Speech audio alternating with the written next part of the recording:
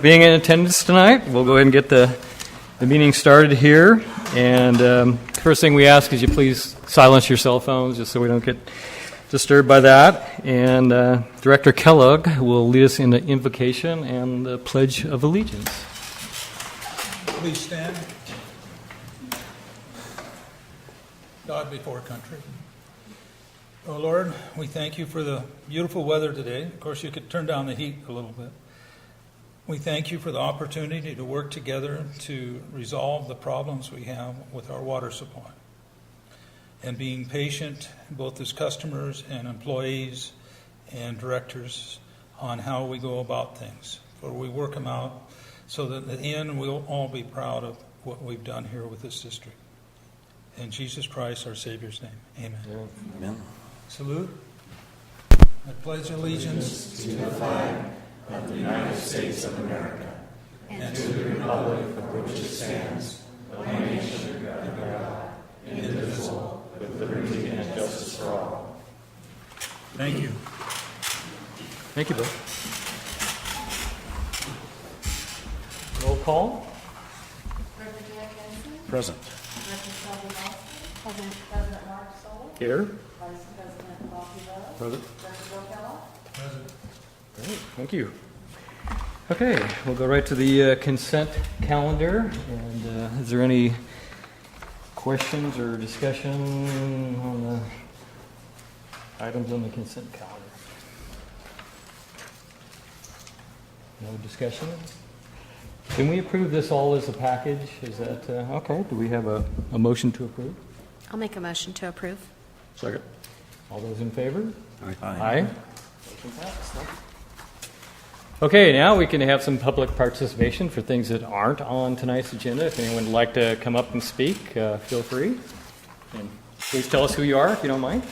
My name is Dan Bronson, and just to be full disclosure, I'm not a resident in the PID, but I wanted to mention something tonight that concerns me, because I've attended about 5 of the 40 or so public meetings from Chico to Paradise and Magalia, and in the process of discussions of the problems with the water, I have not heard any public official mention activated charcoal as a method of using, of removing the benzene at a residential level. And I'm concerned because there are people working, and that's in an information vacuum, and lack of information is as bad as having bad news. And I think it's if the information is known among public officials and it isn't shared, then I think it's a disservice to the public. And it's, the charcoal benzene removal process has been around for decades. It's, there are papers at the EPA on it, various academic papers and studies, and it's widely used in industry, both water and petroleum industry, as well as at residential level. You don't have to endorse anybody or anything, but you can get the information out and give people options. If they don't know it exists, they can't act on it. And obviously this is not a time for a response, but I would like to find out through the office if this has ever been discussed or presented publicly at all. Thank you. Thank you, Dan. Appreciate it very much. Good evening, Board, Management. Thank you for this time, of course.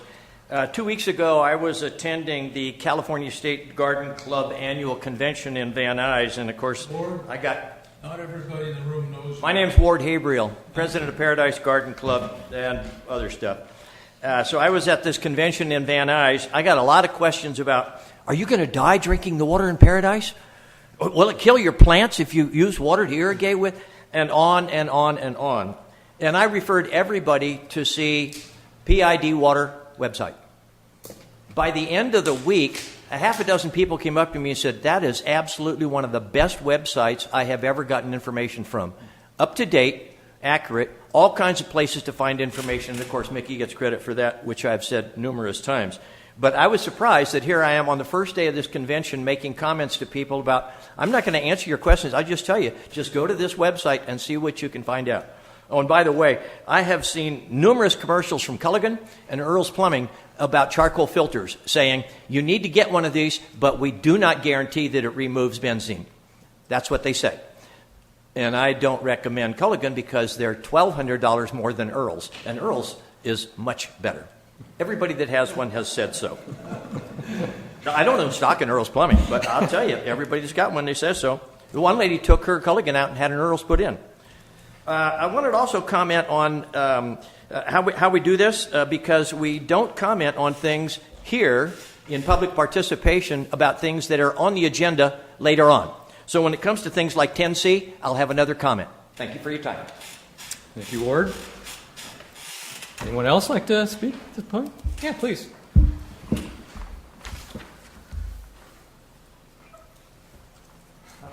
My name's Tom Kelly. I'm a member of the Fire Safe Council in Paradise, and I had some questions because I didn't know you had the website, and there's a lack of communication between the town, the people living in Chico, they're living all over the place, and they don't know really what's going on. They need to get the official word out, whether or not we have clean water, what's being done, and when.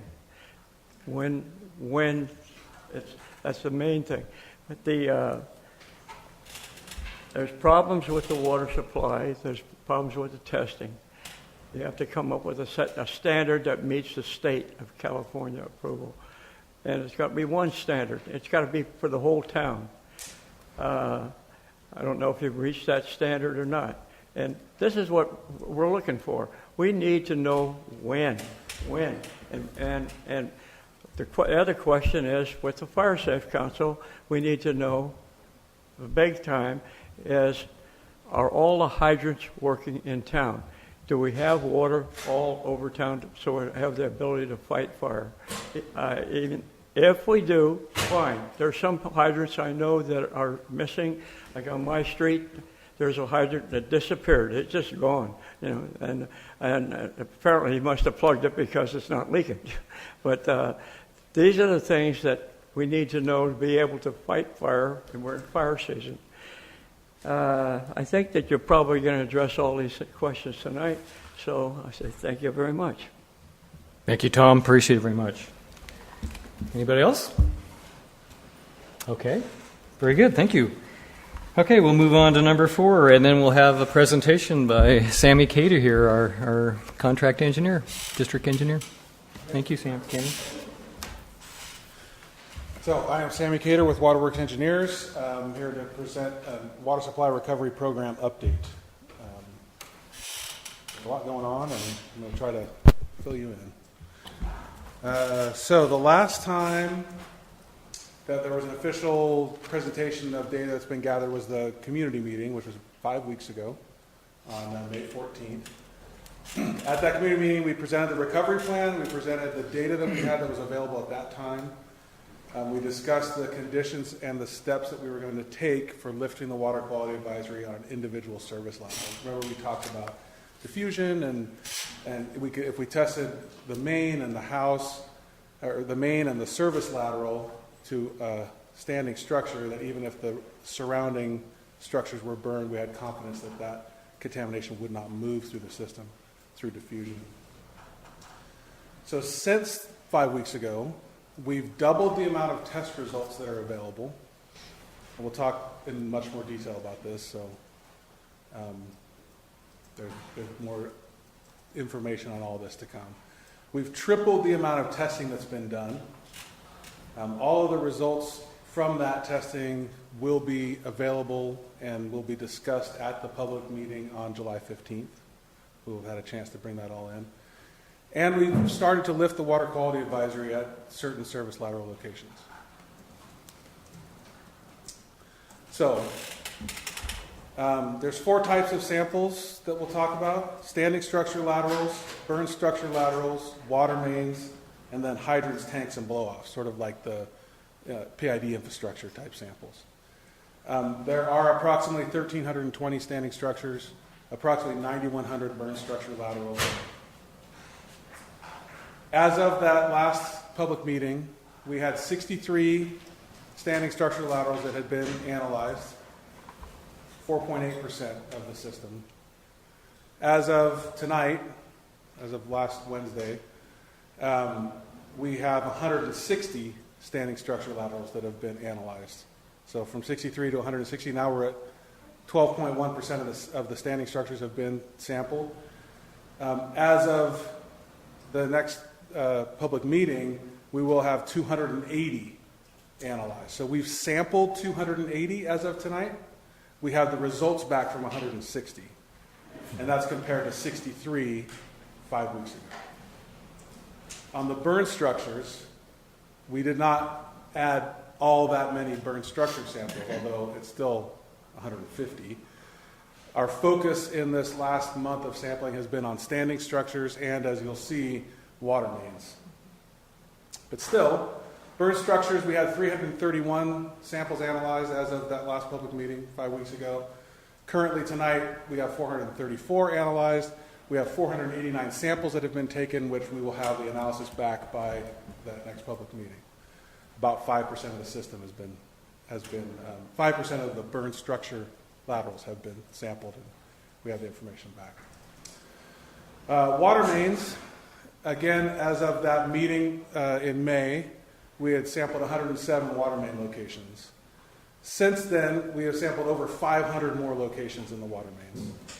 We have 276 samples available, 634 samples have been taken.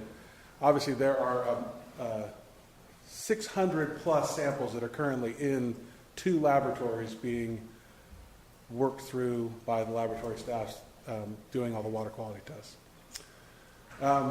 But so total samples, and then also hydrants, tanks, and blow-offs, there are currently 172 locations that have been, we have data for 272 by the time we get to that next public meeting. So when I talked about doubling and tripling, as of that last public meeting, we had 501 locations sampled. Sorry about that. We currently have the information for over 1,000 locations, and by the time we get to July meeting, we'll have 1,675. We'll probably have more, closer to maybe 1,700, 1,800 locations by that next meeting. So the amount of sampling has been tremendous. Just looking at it graphically, these were all of the standing structures that were sampled in June, standing structure laterals that were sampled in June. This is where we reached out to the community, asked people if they could have their water shut off for 2 weeks to help with the logistics. And if they could, then we put them on a list and attempted to sample their location. The one thing to note about this map is it's all over. It's not just in one zone. It's not in one concentrated area. It's very diffuse as far as where it is in town. Those are the burn structure samples taken, burn structure laterals that were sampled in June, during the first 2 weeks of June. And then these are the mains that were sampled. So you can see, that there was a lot of focus on comprehensive sampling of the mains so we can really understand what's going on throughout the distribution system in the mains. So how is this sampling accomplished? It's worth talking about this a little bit. There's been a continuing effort by PID staff, tireless effort by PID staff to get this done. Community cooperation, people who could be without water for 2 weeks and cooperating with us in the sampling event was super important. Mutual aid efforts, we talked about East Bay Mud last time. San Francisco Public Utility Commission sent a small army here for the first 2 weeks of June. 15 utility workers for the first week of June, and then 8 utility workers and 2 water quality inspectors for the second week of June. And then Waterworks engineers had a field team out here during that time and set up camp in the courtyard down there. And we had 4 people on our team that were here the whole time as well. So there was a lot of effort that went into pulling this data together. Over 77,000 water quality tests have been performed so far as of tonight on 1,042 samples. So each sample has over 70 analytes tested for. And so when you start talking about that much data, we've also gone to a different data management system. So at first, when samples were being taken, we're just trying to figure out what's going on. You start taking a few samples and start a spreadsheet and start keeping track of things. And we were just getting reports from the labs and entering that data into the spreadsheet. When you start getting into 77,000 data points, we start worrying about the effort it will take to hand key that and the potential for error. And so we've, first of all, standardized the analyte lists that the labs are analyzing for, so that each lab is doing the same thing. We standardized the test methods. There was some issues with different labs having different test methods or different methods of preserving samples for transport that were affecting some of the way the results were being seen. So there's some of that sort of lab sampling technique that's been standardized across the labs. And then we also moved to electronic data deliverables from the labs. So now when they do all their sampling, they deliver us a CSV file that's all electronic. We've gone back and gotten electronic data from all of the samples that have been taken here since the beginning.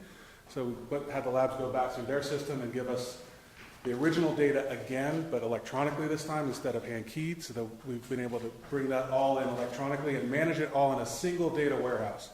So all of the data from the labs is going into a single data warehouse. From that data warehouse, then it's used for us to develop statistics, like all the things that I've talked about tonight. It's used to feed the information to the GIS, the Geographic Information System, both the one that is being used by us and a PID staff to make decisions, and the public-facing GIS. All of that data is from the same source. Before, they were from different sources that had to be managed separately. And it also is electronic data that's feeding that source. So we've set up a much more streamlined way of dealing with data because we've increased the amount of data we're handling by so much. So that was all done in the last month.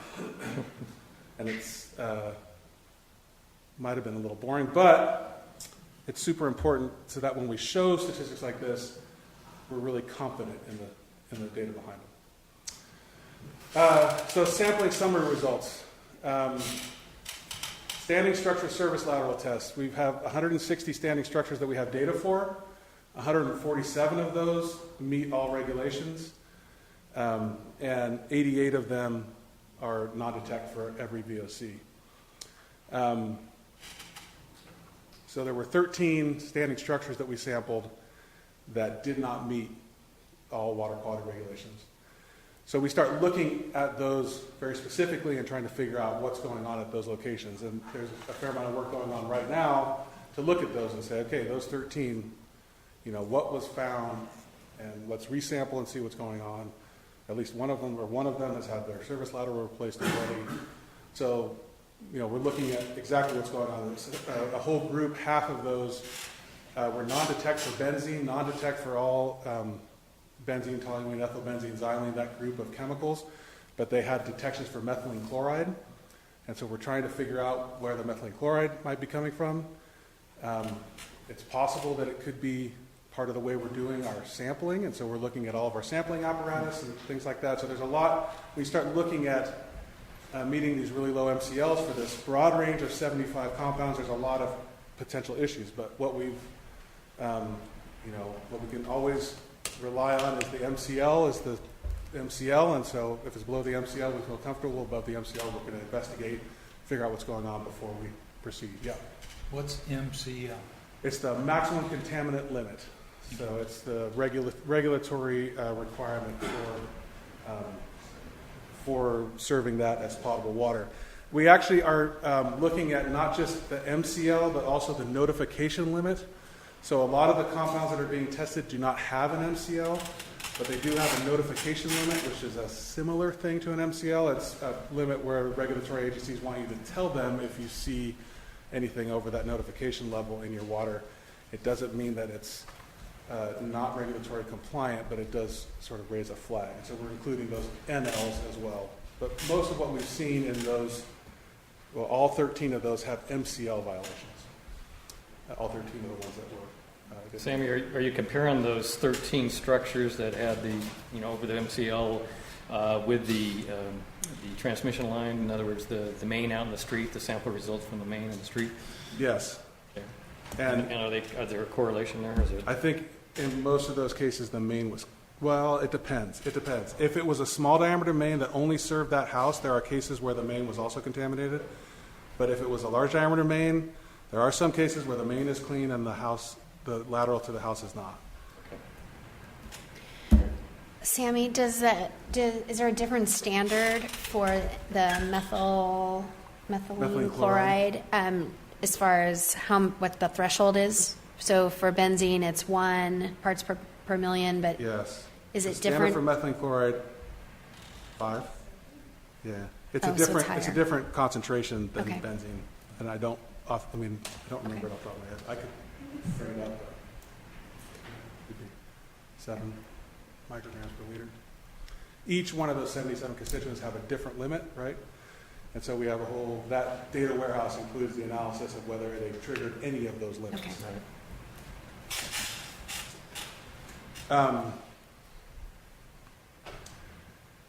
The second category there are burn structures. So the burn structures, about 30% of the burn structures have MCL violations.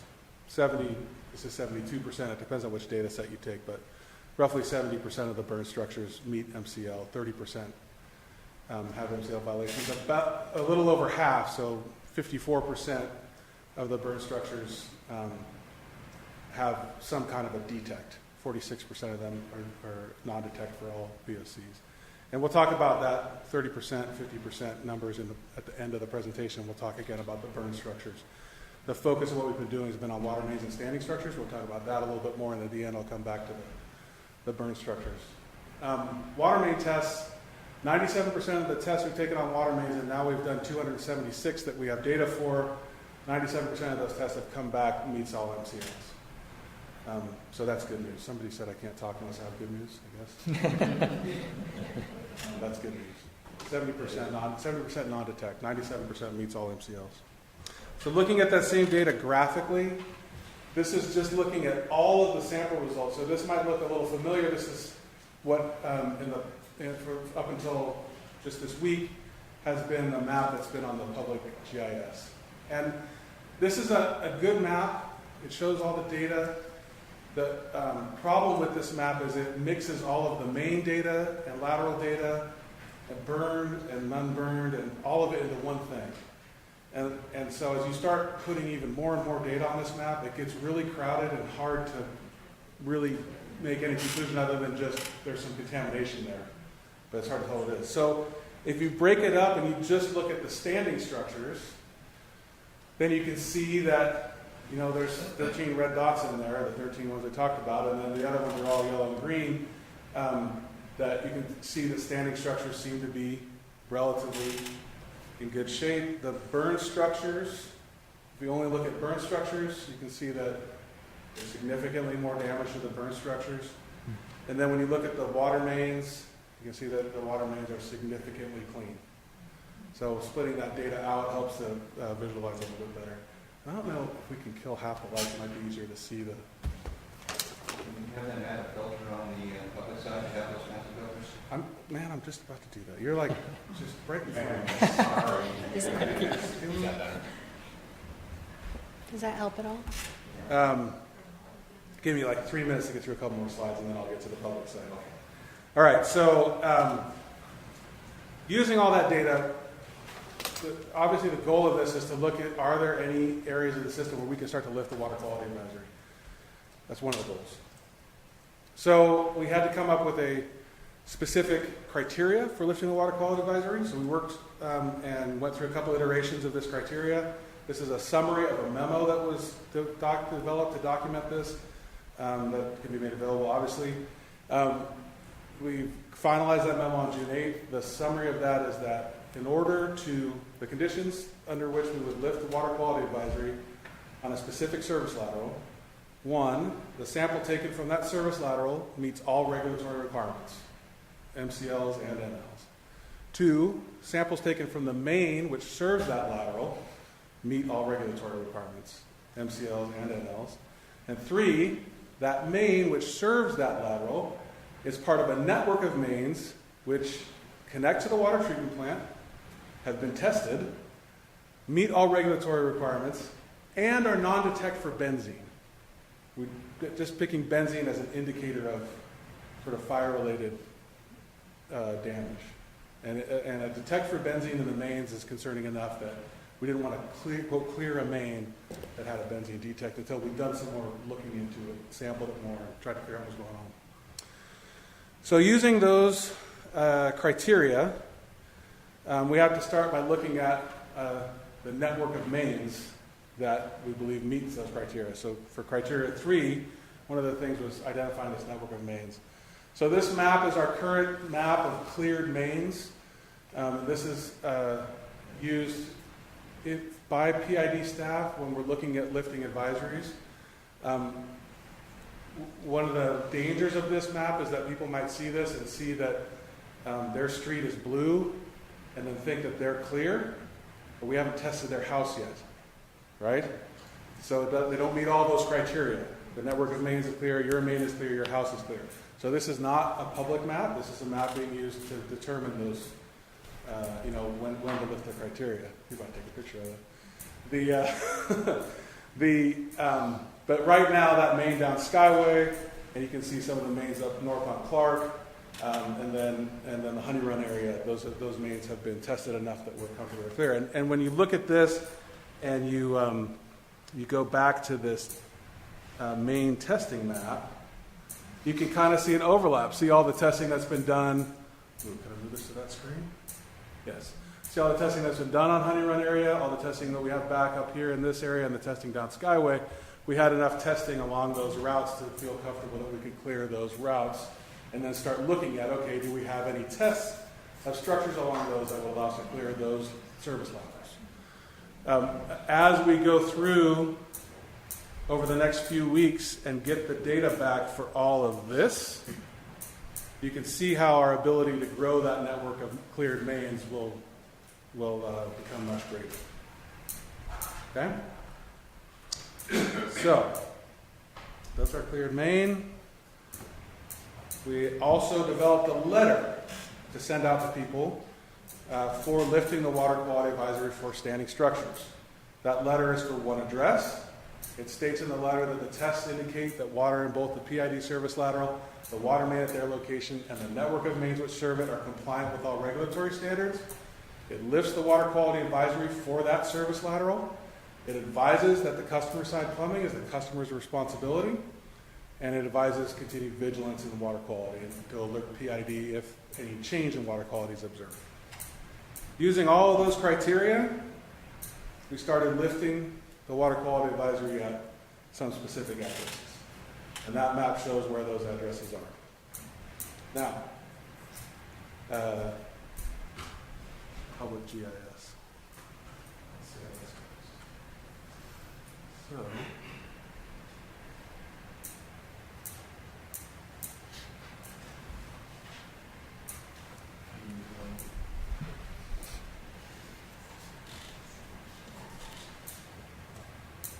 go.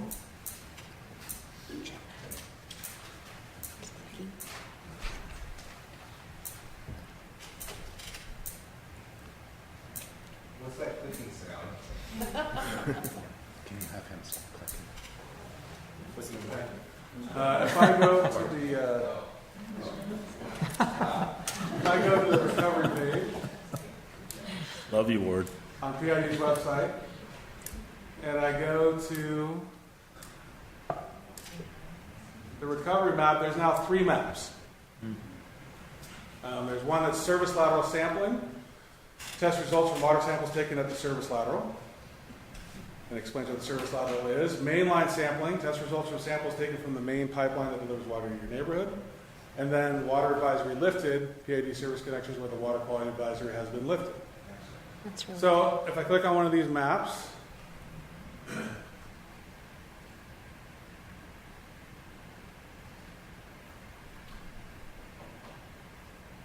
I get a disclaimer. It says the following map displays water quality testing data that has been collected in Paradise Irrigation District. This data does not indicate that the water quality advisory has been lifted at these locations, and I have to acknowledge that.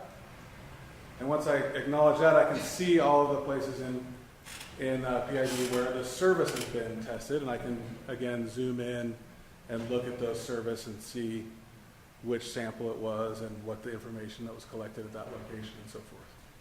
Okay?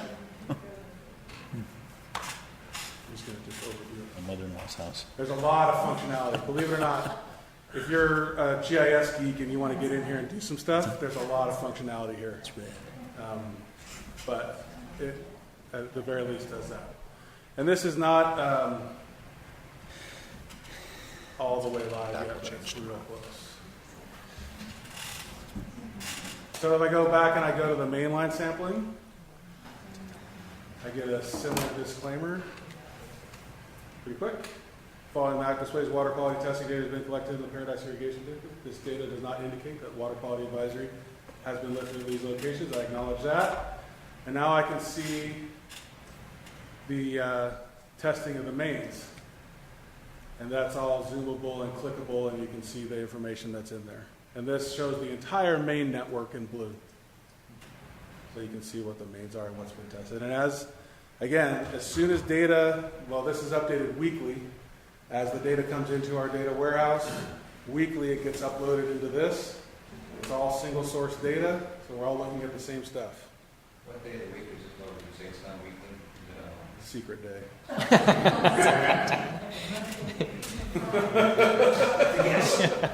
If I tell you it's done on Thursdays and it doesn't get done on Thursday, you're going to call me. You go, why did you have to do that last night? We didn't get to it yesterday. We actually try to update it more than weekly, but we are committing on the website that it's updated weekly. And the last map that's available is water advisory lifted. This map has a long disclaimer. At the locations indicated in the blue squares on the attached map, the water quality advisory has been lifted at the PID service connection. Results of water quality testing indicate that the water in those service laterals, the water main at those locations, and the network of mains which serves that area are compliant with all regulatory standards. Based on this information, PID has lifted the water quality advisory at these service connections. Even at locations where the water quality advisory has been lifted, testing has only been done up to the service connection, and it is the customer's responsibility to ascertain the condition of customer-side plumbing. It has to be acknowledged, and then you can see the map of where things have been lifted. You can zoom in, and you can actually look at specific addresses and see that information that right now the water quality advisory has been lifted at that location. 6901 Scott. So the idea here is if you're, watching from home, you can see this map grow with blue dots over time. Just let them know when it'll be live. Right now, it's not. This is actually the website. The only reason I would say it's not live is I had to use a login to get in. So I think that right now, if somebody else logged in, we have a note into our developer to get that login off of there. I'm hoping it's to be done by tomorrow. Okay. Good. So it was supposed to be done today, but that was just a little hitch, and hopefully it'll be done. I'm hoping it'll be done by tomorrow. I actually can't tell if it's done now because I'm already logged in. It's still there. It's still there. Okay. He works at night sometimes too, so we'll see. Yeah, we found that when we're using it, and if he's doing something, there's that. Yeah. Oh, yeah. Will this one work, Sammy, on mobile devices? Because I know the previous map, it was challenging on a mobile device. You Is tried this it? one? Because some people that are like in their RVs, they may not have a laptop. She's going to try it. Okay. Yeah. I haven't tried it on a mobile Okay. device. She's going to try it and tell you. All right, so that's the information on the website. Again, that's all the same information that I'm presenting, and we cut it up and dice it up in different ways just to look at different things. But Okay. so this is part of the transparency and communication. I think was one of the comments that we made about getting information out as much as possible.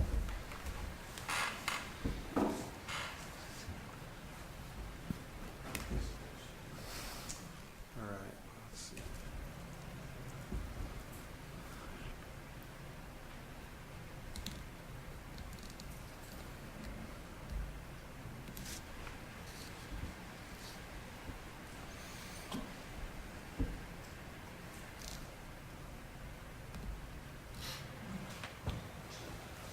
All right. That's the public website. So then the last thing, or maybe not the last, but close anyway. What about the laterals that serve burn structures? So that's the whole category, 9,100 burn structures. We've tested 5% of them roughly. We've written an update to the recovery plan that summarizes this data and examines some options for dealing with laterals that serve burn structures. The damage to the laterals that serve the burn structures is extensive, and as we've sampled even a little bit more, we're still seeing about 31%, somewhere in that range, where the tests are over the MCL. 54% have a detection for VOC. We looked at 3 different approaches for dealing with those laterals that serve burn structures. One is to test all of them and replace only the damaged ones. Another one is to replace all the laterals and meters over a 10 to 20 year window, sort of as needed. And the other one is to replace all the laterals and meters under a shorter window using contractors. So looking at those options, we have this very complicated graph. Okay, so along the vertical axis is cost in dollars. Along the horizontal axis is percent of burn structures with damaged laterals and meters. If we only replace the damaged, test and replace the damaged laterals and meters, the cost will be dependent on the amount of damage that we find. If there's more damage, it'll cost more. Less damage, it'll cost less. So that's the orange line. So just to test them all is somewhere around $14 million. And as you increase the amount that you need to replace, the cost increases as the amount of damage increases. I'll talk about some of this other information after I get through these 3 lines. The blue line is the cost for PID staff to go out and replace all of those laterals on an as-needed basis. As someone pulls a permit, as someone needs to use a lot for whatever reason, they would go and say, I need a new service ladder, and PID would go and replace that with PID staff over a longer period of time. And that could be as much as 20 years, depending on how long it takes people to need the service. Some people will need it right away, some people will be a long time. That's about $27 million. The purple line is to go out and put out a contract, hire a contractor, and go replace all 9,100 laterals as quickly as possible. And the amount of time that would take, might be 3 to 5 years or something like that. So it's quicker, you get them all done, but it's more expensive. The vertical dashed lines are sort of the damage spectrum. So the first one here is 31% damage. This one over here is 54% damage. That's the range we're seeing right now. 31% of those burn structures have tests coming back over the MCL. 54% of them have detections. Somewhere in that range is the damage.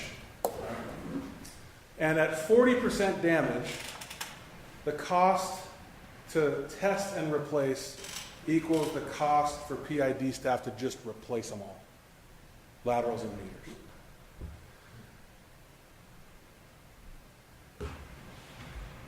That's the takeaway from that. So when we look at these 3 alternatives, test all, replace only damaged with contractor staff, replace all laterals and meters with PID staff, replace all laterals and meters with contractor staff, we've got this range of cost. If we test and replace all the damage, it's somewhere from $23 to $30 million, 2.5 to 4 years. The issue here is we feel like public confidence will be somewhat lower because we're not replacing all of the laterals that serve burned lots. There's a delayed start to procure the testing and construction services. It does allow for strategic replacement of that infrastructure. So if there's less damage, in the grand scheme of things, it could be cheaper, but if there's more damage, it could be more expensive. There's a much wider range of potential costs. If we just replace all the laterals using PID staff as the community rebuilds, it's about a $27 million endeavor. The good things about it are it's a very high degree of confidence in the system. It's a prompt start so that we can support move back efforts more quickly as PID staff does those replacements even in the next 6 to 8 months. And then the replacement of burn lot laterals and meters when a building permit is issued, it allows us to be precise about supporting those rebuild efforts rather than just sort of generally marching through and doing them all, whether someone needs it now or won't need it for 10 years or will never need it. The last option is to use contractor staff to replace all the laterals and meters. And that's a more expensive option. It's potentially to replace everything quicker. It'll take longer to replace the first few because we've got to go out and get somebody on board and do it. So there's a delayed start. And it's the most expensive option. So where we are with these is presenting these options to FEMA and discussing with FEMA how they want to move forward with this and what they're really talking about. To me, if FEMA's trying to do this for the least amount of money, the least amount of money might be test and replace only the damage, and maybe it's $23 million. And so if PID thinks it's the best idea, which I think the staff and engineering agree the best approach is approach 2, the PID staff replace all the laterals as people need them replaced, that might be $27 million. So we're really talking about $3 to $4 million difference in cost, and really the test and replace only the damage has a much higher range of potential costs, and there's risk there that if you go through there could be much more damage, and it could cost even more. So the argument we're making in the update is that, hey, this is a certain amount, it's nearly the same cost as testing and replacing only the damage, and it supports the community rebuild in the best way, and has a high degree of confidence we can get started right away and all that. That's how we would want to approach all of the burn losses, is to replace all of those. Sammy, historically, like when the town, obviously in its future, is going to be rebuilding roads, and I know that if PG&E goes underground, there's going to be massive destruction. But usually when the town completes a roadway, there's usually a moratorium on cutting. Is there any thought about maybe talking with the town ahead of time and getting some kind of exemption? Because historically, all you have to do is pave and somebody wants under it. And if we're going to be doing hit and miss here, and we go in on a roadway that has a moratorium on cutting, there's no way to predict that. We haven't talked about that. Yeah. But my initial response to that is, at the pace that the town might be repaving, I would hope we might be able to stay ahead of them and make those, like, okay, we're going to repave Oak Street. Well, let's see if we can't schedule getting those laterals replaced prior to them. I mean, usually if we're talking grant money, there's, 18, 24-month head start. I mean, just like, front of Ponderosa or whatever. But if we're talking a windfall from, an entity and the money is there, maybe to have a conversation with them about the fact that we're going to have to get under there. Yeah, so I can answer the question just slightly, is that there is talks on partnering with PG&E as they go through an underground, to partnering with them so that there's one organization pulling service lines at that point. But again, that's going to be a 3 to 4, 5, 6 year project that's going on. So there is that opportunity to partner with them, and we're in discussions with that at this point. It hasn't got further than that on the discussions, but we are in discussion. Just wanted on the board that's a consideration. It was obviously, Mark's not there, but that was one of his real key points when he was grant writing, was that no one's going to cut my road once we finish striping. Yep. So we just don't want to have that. I noticed that Comcast, they have a new name, and I don't remember that. But they're digging up the roads all around town and putting everything underground now. I assume they're doing like everybody else. They have to file and get to find out each other pipelines that are in that area and stuff, that they're digging right next to and across Skyway and laying their cable underground. It's not a very wide trench, but it's noticeable. At least I haven't knocked down any pylons going through their stuff. Well, I can see a problem where you get your permit and you want your lateral replaced, and I say, well, we're not going to do that street for 2 more years. And somebody's going to have to start thinking about was that Plan 2? You get your permit and they fix it. Well, maybe that's not going to happen if they've got a master plan on how they're going to pave these streets. And Well, I think you can balance them. Well, I know we can balance it, but he gets his permit and he says, well, I can't build now for the next year until I get a street. And it's going to be a concern. But that's one of the advantages of that option too, is that we'd be able to be responsive. That if somebody said, I've got a building permit, as soon as they put the building permit in, Right. then it's scheduled to replace that prior to them needing it for testing of plumbing, this first need for potable water usually after frame. Yeah. So I think, But if 6 months later I get a permit and I live down the street from them, how long do I have to wait? This is something that has to be worked out. Yeah, I mean, I think if we ended up doing it with, being able to have the staff and PID to do it, and we end up being able to have the money from FEMA to do it, then we'd be much more able to respond to those kind of needs from the community. And then coordinating with paving is always an effort, and you make it, and 80% of the time, 90% of the time you win, and 10-20% of the time you go cut a new paved road and it sucks. And But the I reality, don't know how to do it. If I sat here and said, we'll coordinate and we'll have a schedule with CPM, yeah, you can do all that, but it doesn't, at the end of the day, if you've done this long enough, you're going to at some point go cut a new road because it just. We'll just have Jim run out there and do it on the weekends. At least in a number of cases, we can hydro excavate to the core and trenchless the surface. Yeah. So at least we're just leaving a patch, and not Right. trenching. and the reality too, is that there's still a lot of work to be done before there even is any discussion about repaving roads. There's still a tremendous amount of tree work to be done. There's still a lot of debris removal. Trucks have got to And destroy there- the roads before we so, start repaving them. it's going to be a while before we have even remotely decent roads again. That's correct.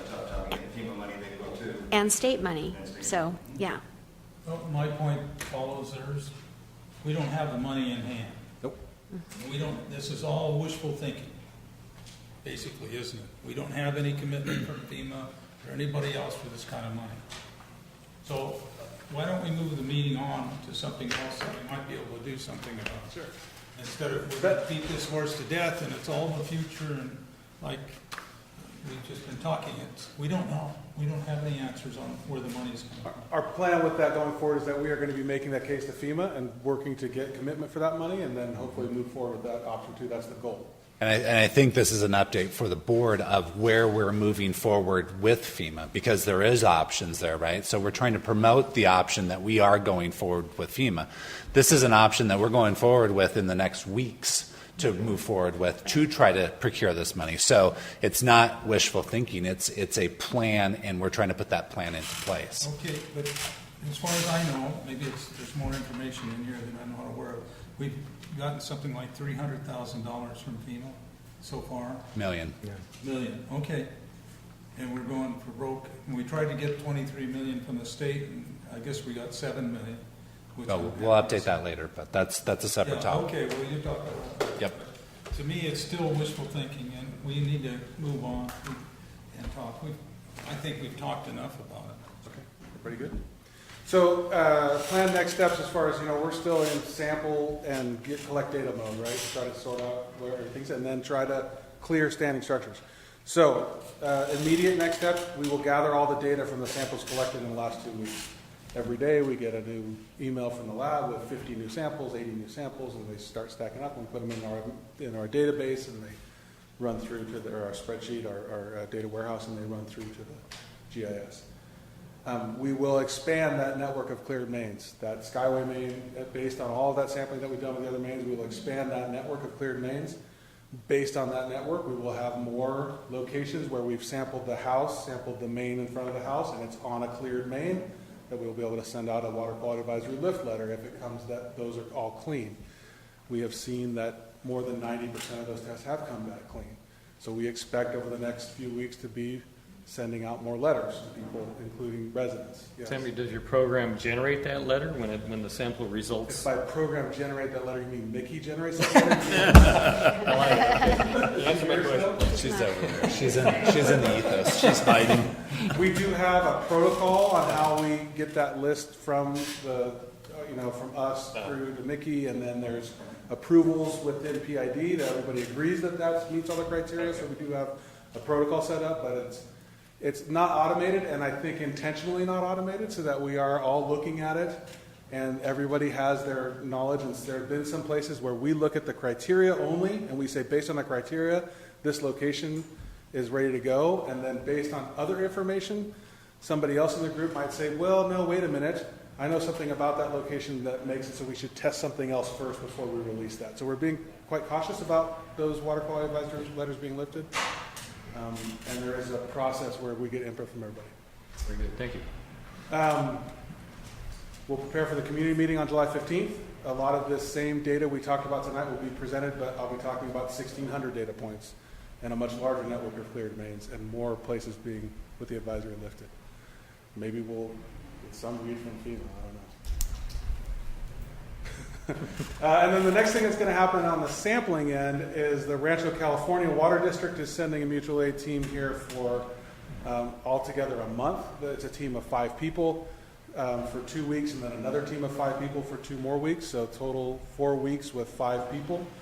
What that's going to allow us to do is start to sample standing structures that could not participate in the outage in June, and we'll use hose overs to provide those houses with continuous supply of water during the stagnation period while we're taking the samples.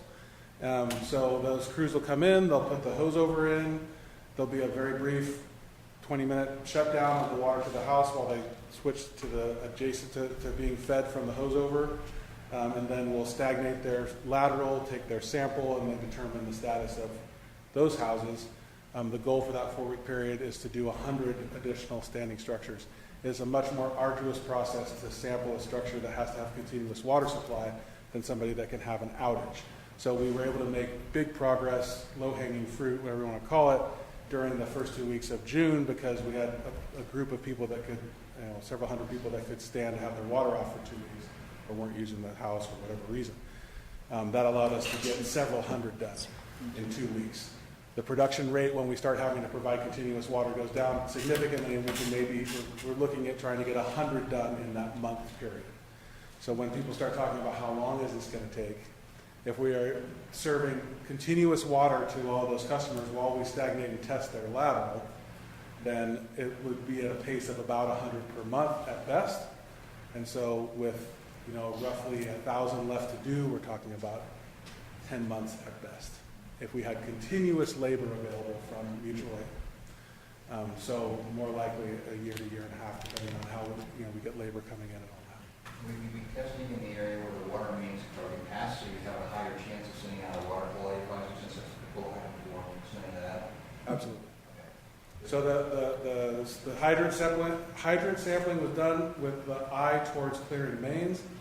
The hose over sampling will be done in locations where we have a cleared main, so that if the test comes back clear, then we'll be able to send them a water quality advisory much better. That's it. I had 2 little questions.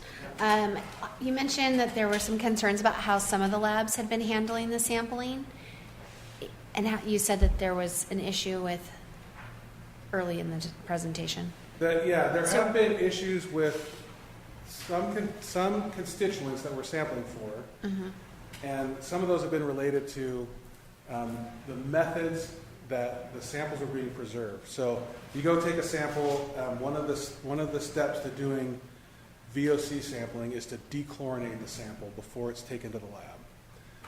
There's 2 different ways to do that. One lab was doing it one way, one lab was doing it another way. Okay. One of the ways that it was being done can cause false readings for some VOCs. And we've suspected caused some false readings that were the text but below the MCL for some VOCs that we were testing for. So because we didn't have a standard method of preservation, we had some readings that we suspected could have been interference from that dechlorination step. So now we're having all of the samples that are taken in the field use the same dechlorination method, so that then we can have more consistent results coming from the lab. When you start looking at this volume of lab sampling, there's a lot of issues that can come from field contamination, from transport contamination, from lab contamination, from sampling technique. There's Right, a lot of ton variables. of potential errors when you're talking about 5 parts per billion of something. Right. Even just sampling near an exhaust source. Air quality at the time of sampling. There's a lot of that kind of stuff. So trying to reduce the amount of that we see and be as consistent as we can with the sampling and with the way that things are done helps so that the data is a little bit cleaner as you go forward. And Okay, great. And then my other question was, I know we showed a small number of burned structures that were tested in this last 2 months. And I was wondering, are those that were tested, were those properties that people had filed for permits? Because that was one of the commitments that was Some were. made. Okay. some were people that filed permits, some were people that signed up for that testing for various reasons, and some were because they were in a location that made sense to sample because of some other sampling we were doing. Okay. That fair assessment, summary?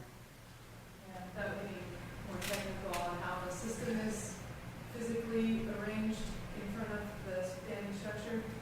Yeah. Okay. We had to make some, on our side of the screen, we had to make some calls of sampling certain meters because of where they were located next to other meters that I had requested. So for instance, if a single service lateral serves 3 meters, Right. and one of those meters serves a standing structure, at some point, we sampled all 3 meters, Which makes sense. and so those might have served burned lots, but we wanted to know what was going on in all of them. Right. My worry is I just want to make sure that we're staying consistent with what we're saying to the public, Yeah.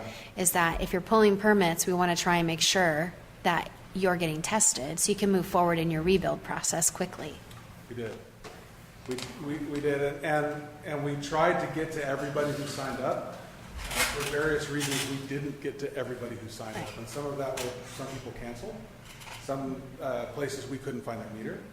Some places there's some places we just couldn't get to because we didn't have enough resources. There were a bunch of reasons why we got to the vast majority, but we didn't get to everybody. And the people that we got to got communication. I think it was an email for the most part that told them that we'd sampled their place and that their data would be available on the website by the end of the month. And the people we didn't get to also got a communication that for various reasons we didn't get to you. We're sorry, we're going to get to you as soon as we can. Okay. So if their place wasn't sampled, they know, and they could come in and say, hey, my place wasn't sampled. It's really, tell me what's going on, and we can try to get them in the next round and keep on Right. working. Thanks. Okay, and on that topic of burnt lots, pulling permits, that's why we want FEMA on board quickly, because we don't want to go out and test them. We just want to pull a new service line for them. And so we're in that flex period where we want to get some type of commitment that our plan moving forward is to pull that new service line so that we don't even go out and test them. You pull the permit, you let us know when you're ready for water, and we'll go pull you a whole new service line. Now we have that public trust back that your service line is clean and good going forward. Kevin, could you talk more into the mic? Yeah. Thank you. So just before I sit down, I wanted to introduce Sheila McGladry. So Sheila works with me at Waterworks Engineers. You see me asking her questions. She was very much technically behind a lot of what you saw tonight and was here during that entire sampling period and directing traffic and doing a lot of work here. So she's part of our team that was here. And Michael Lindquist was another person from our team that was here. And some of you met him before. Some of you met Sheila before. She's done design work with you guys before. But I just wanted to let you know there's a lot of people that were out here working. And when I look at her and go, is that right? Sammy, at the rate that water service requests are coming in right now, do you see our forces being able to keep pace as time moves on here, or do you see us having to, staff up and staff down, or what do you see? I think staffing is going to be an issue. Okay. There's a lot of different things that can restrict our ability at the pace that we can go in the sampling. Mm-hmm. Some of it's staffing, some of it's equipment, some of it's logistics. There's a lot of different parts of that. But I wouldn't stand here and say, oh, no, we're good. We've got enough people and we're just going to crank through this. There's still a lot to be figured out on how we're going to work through the system and what kind of production rates we can get with those overs and you know, how we can support people rebuilding. So. And it is the mutual aid, have we been actually requesting the mutual aid and then districts have been responding? Is that how it's been working? Correct. So we requested mutual aid at a certain point of a size of a crew that we felt we could handle.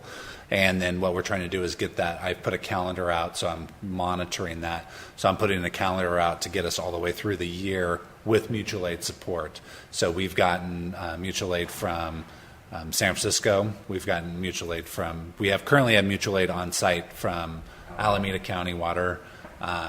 East Bay Mud has already been here. Cobb has reached out for the end of August. And then what's the one that's coming? Rancho is coming for 4 weeks. They're out of Temecula. And so we are reaching out to them, and so we're calendaring them as they come in. The nice thing with that is they're already trained in distribution.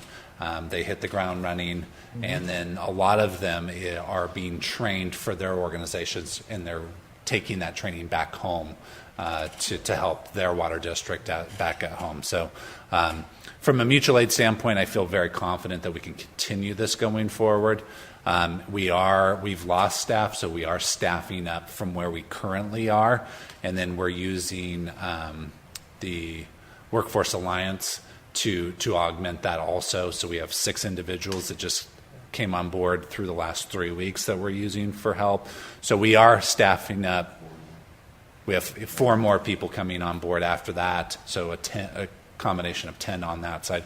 So we are staffing up to meet these goals that we're trying to accomplish. That's great. Let's keep the ball rolling if we can. We are. I mean, I think Yeah. I wasn't trying to paint a bad picture, but I think it's on everybody's mind, how we staff this from every perspective. So I think that's countywide, regardless of where you sit, right? It's a workforce deficit in every facet of the county right now. So it's not just PID. I mean, we're being hit with it, but it's all the contractors that are going to be needed. It's the skilled laborers. It's going to be significant, and it's going to impact our recovery the whole impacted area. So we just need to take that into consideration. So it's great. We're hearing the numbers coming in with utilizing our resources that. AFWD, that always makes me happy to hear. So, yeah, when I was putting those numbers together, I was pretty happy that we have samples from over 20% of the standing structures at this point. Yeah. That's pretty cool. I'm happy that we made that much progress, and we'll keep on working. right. All right. Thank you very much, Sammy. Thanks, that was Sammy. great. Appreciate it. Okay. Okay, we can move on to the PID staff and facility report.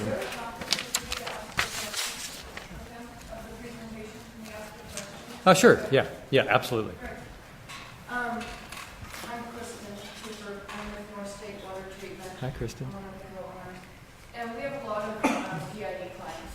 And one of the questions that was brought up about this situation with the system and the lifting of the boil notice, the system is all interlinked, right? And you have parts of the system that are still contaminated, and you have parts that you've now determined through the testing that they are free of contaminants, and you're going to open them up and you're lifting the boil notice. So the question that came to us, and I wasn't really sure how to address this, is that is there some sort of guarantee or surety to the people in those areas where you've lifted that boil notice that recontamination cannot happen to their area? So if say the system becomes depressurized, if you're working on it or something, what's to say that those contaminated areas aren't going to backfill into the area? And that's something that you might want to consider addressing on the website, because we're getting that question a lot. Yeah. So that's been talked about. Talked about last public meeting. It is discussed in the letter that's going out to people about that there are conditions in could be, the contamination could re-enter the system. And that if those conditions occur, that will notify people that they've occurred and work with, go out and retest and figure out what's going on in those areas. Just to be clear too, there is no boil notice, it's a water quality advisory. Yeah. So, One other question. So the lab issue that's come up, we're getting a lot of feedback that there's some hysteria over the fact that, the lab results are not accurate. That there's been problems with the lab and the accuracy. And so again, we may want to place some sort of statement clarifying what elements are coming up in the lab results that you are questioning. Somebody mentioned MTVs and stuff like that are coming up. So you may want to put some sort of clarifying statement and talk about that openly, because I think what's getting out there to the public is that now all the lab results are being called into question. yeah, I don't think there's ever been an issue with lab accuracy. It's just that most of us don't look at this kind of water quality data in our daily life. And so when you start looking at your water quality data and you see 3 parts per billion of 1, 2 is chlor or whatever, you want to know, is a defect that can cause concern. And some of those are actual detections, and some of them are because of the nature of water quality sampling and water quality testing. Not a lab error, not a lab problem, but just the nature of water quality testing is that it is not infallible. That's one of the reasons why there's MCLs. So MCLs set a limit that's not only about health, but it's also about practical measurement, accuracy measurement, consistent measurement, and so forth. So I completely understand and agree with the communication that is the reason why we're using MCLs. Standard, we're all using MCLs and not. Yeah. Do you have any standards on this carbon business of these machines that will take out the benzene from homes? So I think that somebody mentioned there's activated carbon absorption is a technology that's been used for VOC removal and can continue to be used for VOC removal. But one of the reasons why you have to be careful with how you say that is it's not just a one-size-fits-all. It's not just a here's a carbon absorber and it'll work for any situation. There are professionals who design carbon absorption systems to meet certain water quality criteria, and it's not just any carbon system will remove all VOCs. There's more to it than that. Is there some reason we're ignoring this? In other words, we're not putting out any information like the gentleman that started the evening asked the questions about where are we providing, why PID is not doing any leadership roles in this carbon filter business. I've talked to people who have spent $1,000 to $5,000 on these systems to be able to sell their homes or other things. And so I think it's something that's active in the community. It's going on right now. People are signing up for it. And I don't know numbers or anything else, and we seem to be just ignoring the whole thing. So one of the sort of fences on the work that we're doing is that we're looking at the condition of and water quality in PID's infrastructure. And PID's infrastructure ends at the meter. So there's a lot that can happen on the other side of that meter that we have no control over. And so it's very difficult to make recommendations because there's a lot of specific things in each person's property that are different from the next person's property about how it might work. So that's, I think, one of the reasons why. Is this why we haven't put out any protocol on sampling where maybe we could help these homeowners? They can go to the lab that have some idea. I have some paper I picked up off the internet where the EPA has standards on making samples, how to hold a sample bottle and all this sort of thing. They're 10 years old. I'm sure there's better ways today, but why aren't we giving any guidance to them? And of course, the attorney's going to have to answer that question if we're liable or not if we give that kind of guidance. I think you just did. Pardon? I said I think you just answered it.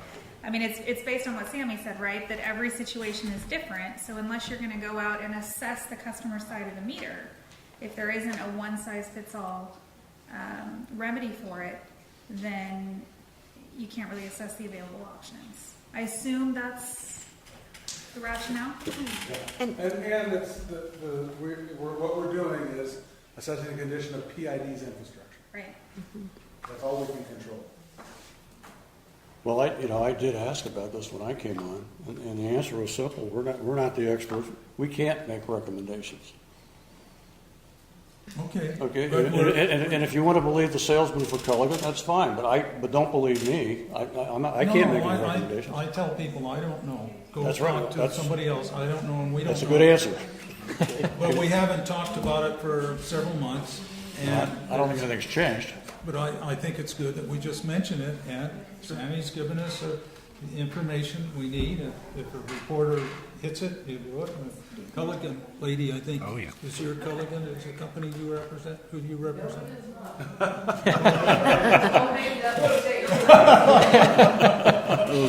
Yeah, I just wanted to say, Okay. We'll see how And I much, think with Dan is you here, see how much trouble I that's can what get in it's one of supposed these meetings just for the simple question. Well, and that's actually a pretty good example too of the kind of trouble you can get in as a utility if you start making recommendations. That's right. On treatment systems and things like that. but going back to Director Kellogg's question, though, there were some standards that were put out by DDW earlier. Just yesterday. Right. Yes. So on their website, there is standards for sampling at your home that they did put out, that if there is an individual that wants to go see what the standard testing based on DDW's recommendation, they are on their website. And that is the organization that should be Maybe we putting do out these something like standards. that. That's the state. That's the Division state's- of Drinking water. Yep. Right. It's a state. That's who should be putting them out, not PID. Okay. in my but opinion. You can always quote them. You don't have to take credit for what they're doing. Yeah, we're not going to take That's good information. Thank you very much, Kevin. Yeah, and I want to thank the county too. The county put pressure on them, and they gave letters. They submitted letters to all of the government agencies to put pressure on them to make the right decision. So. I guess on that coordination front too, one thing I didn't note is that when the decision is made to lift the water quality advisory on a commercial building, Butte County Public Health Department is notified that if that is a commercial building that they regulate, a dentist's office, a restaurant, they have a health permit, then they can contact that owner about what they have to do to reinstate their health permit in terms of testing on their side of the meter. So we are coordinating with Butte County Public Health Department. Very good. Any other questions for Sammy? All right, I'm through for them. Thank you very much, Sammy. Appreciate it. I'll be back in front of the public there at that next meeting, and there'll be a lot more data to show. We'll see you on the 14th. The 15th, right? July Is it 15th? July 15th? Oh, 15th. Oh, I'm sorry, 15th. I thought it was 14th. Okay. Yes, CMA, 6 o'clock? Yep. 6 o'clock. Thank you. Okay, now we can move to the PID staff and facility report. How about that? Yeah, so we've done a lot of work. Jim Ladrini's here, the operations, and then Pete Grout, our new assistant superintendent, is also here. Congratulations to you, Pete. Appreciate it. Congratulations. And right now what we'll do is just kind of give you an update on where we're at operational-wise, other than the recovery plan, some of the interim water, and how our forces are doing. I'll let Jim kind of discuss that, then I'm going to discuss my report. Sure.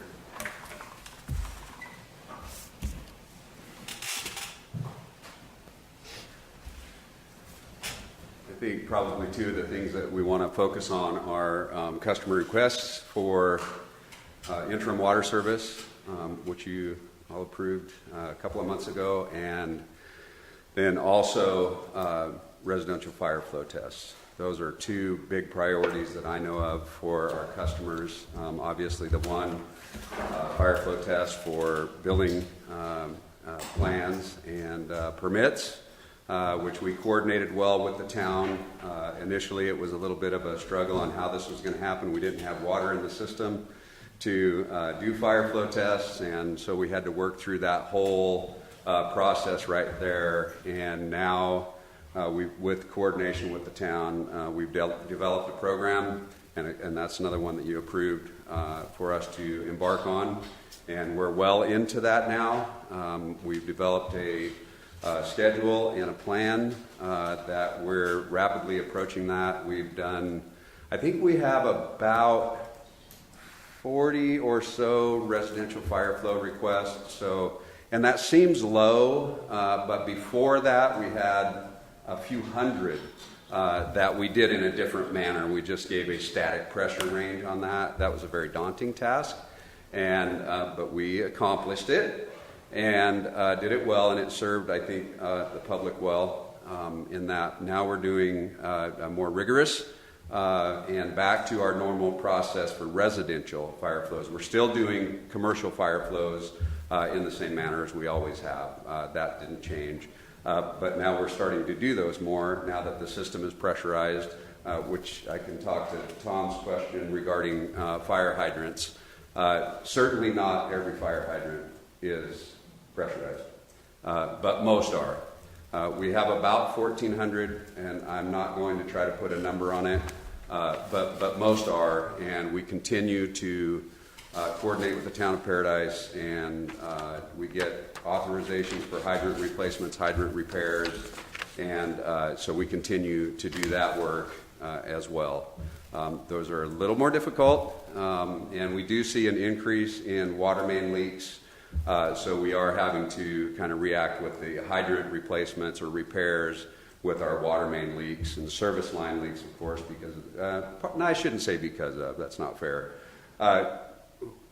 Because of the debris cleanup, or in part with that, we are noticing that service lines that they're just not visible. You can't find the meter.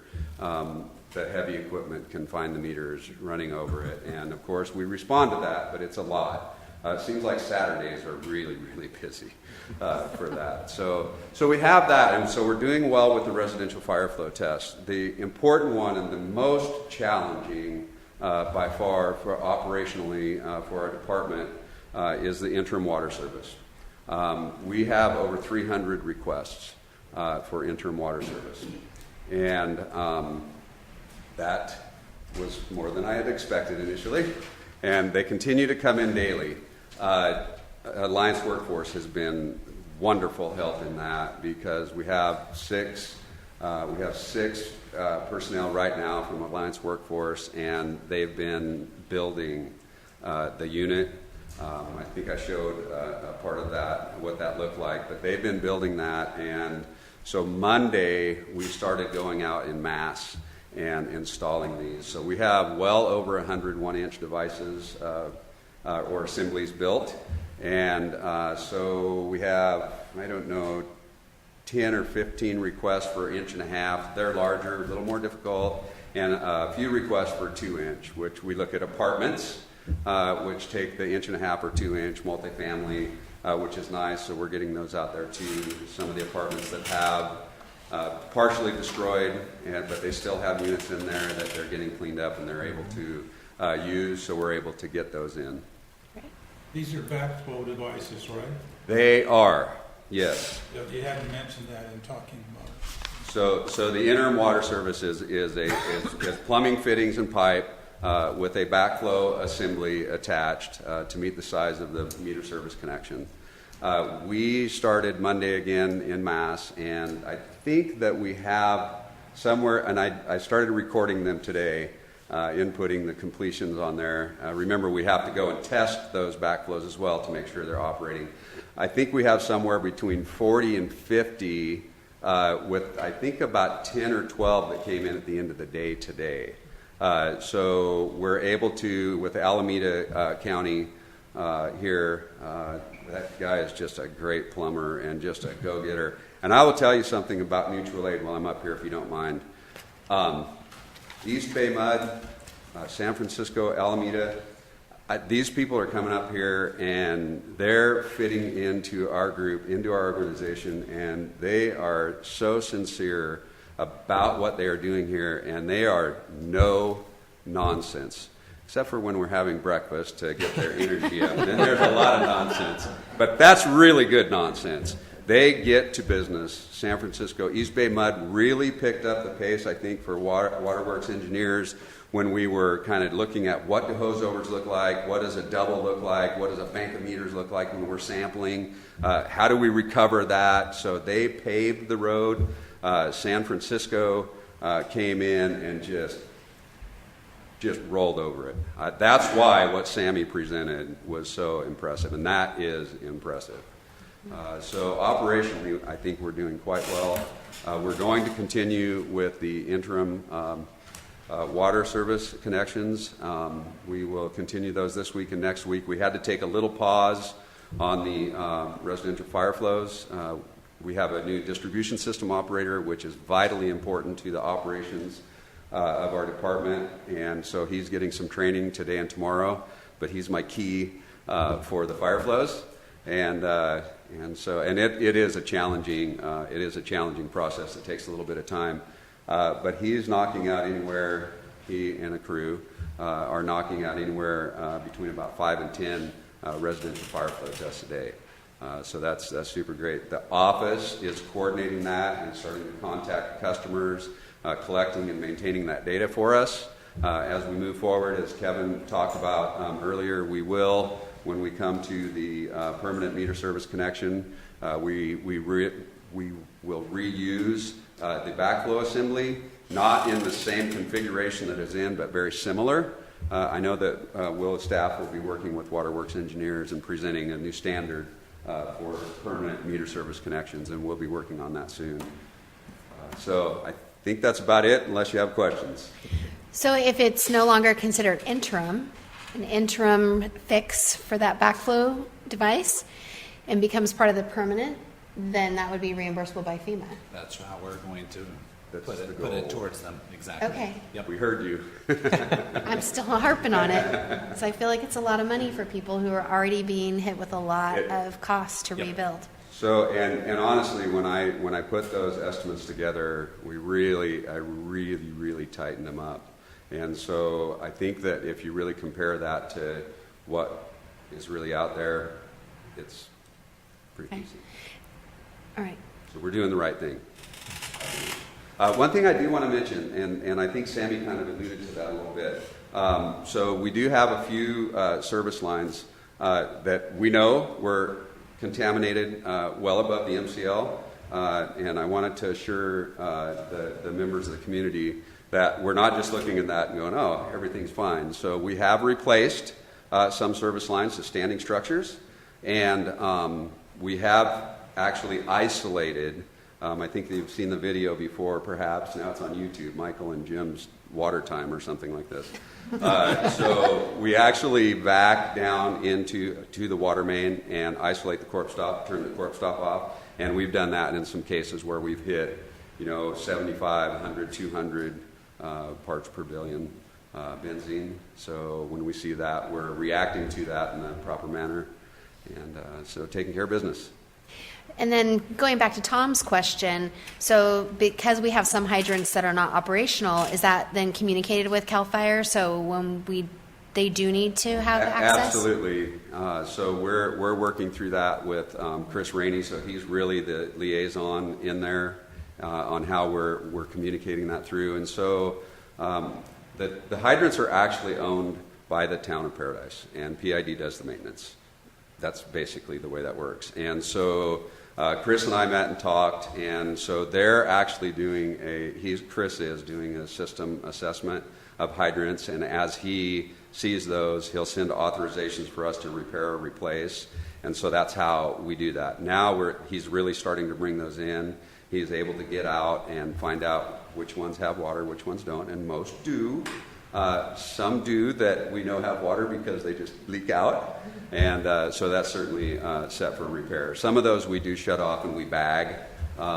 Initially, honestly, there were so many that were, or some that were damaged. There were so many that you couldn't bag every one of them. We just had to shut them off And now we're going back to those, turning them on. If they're working, great.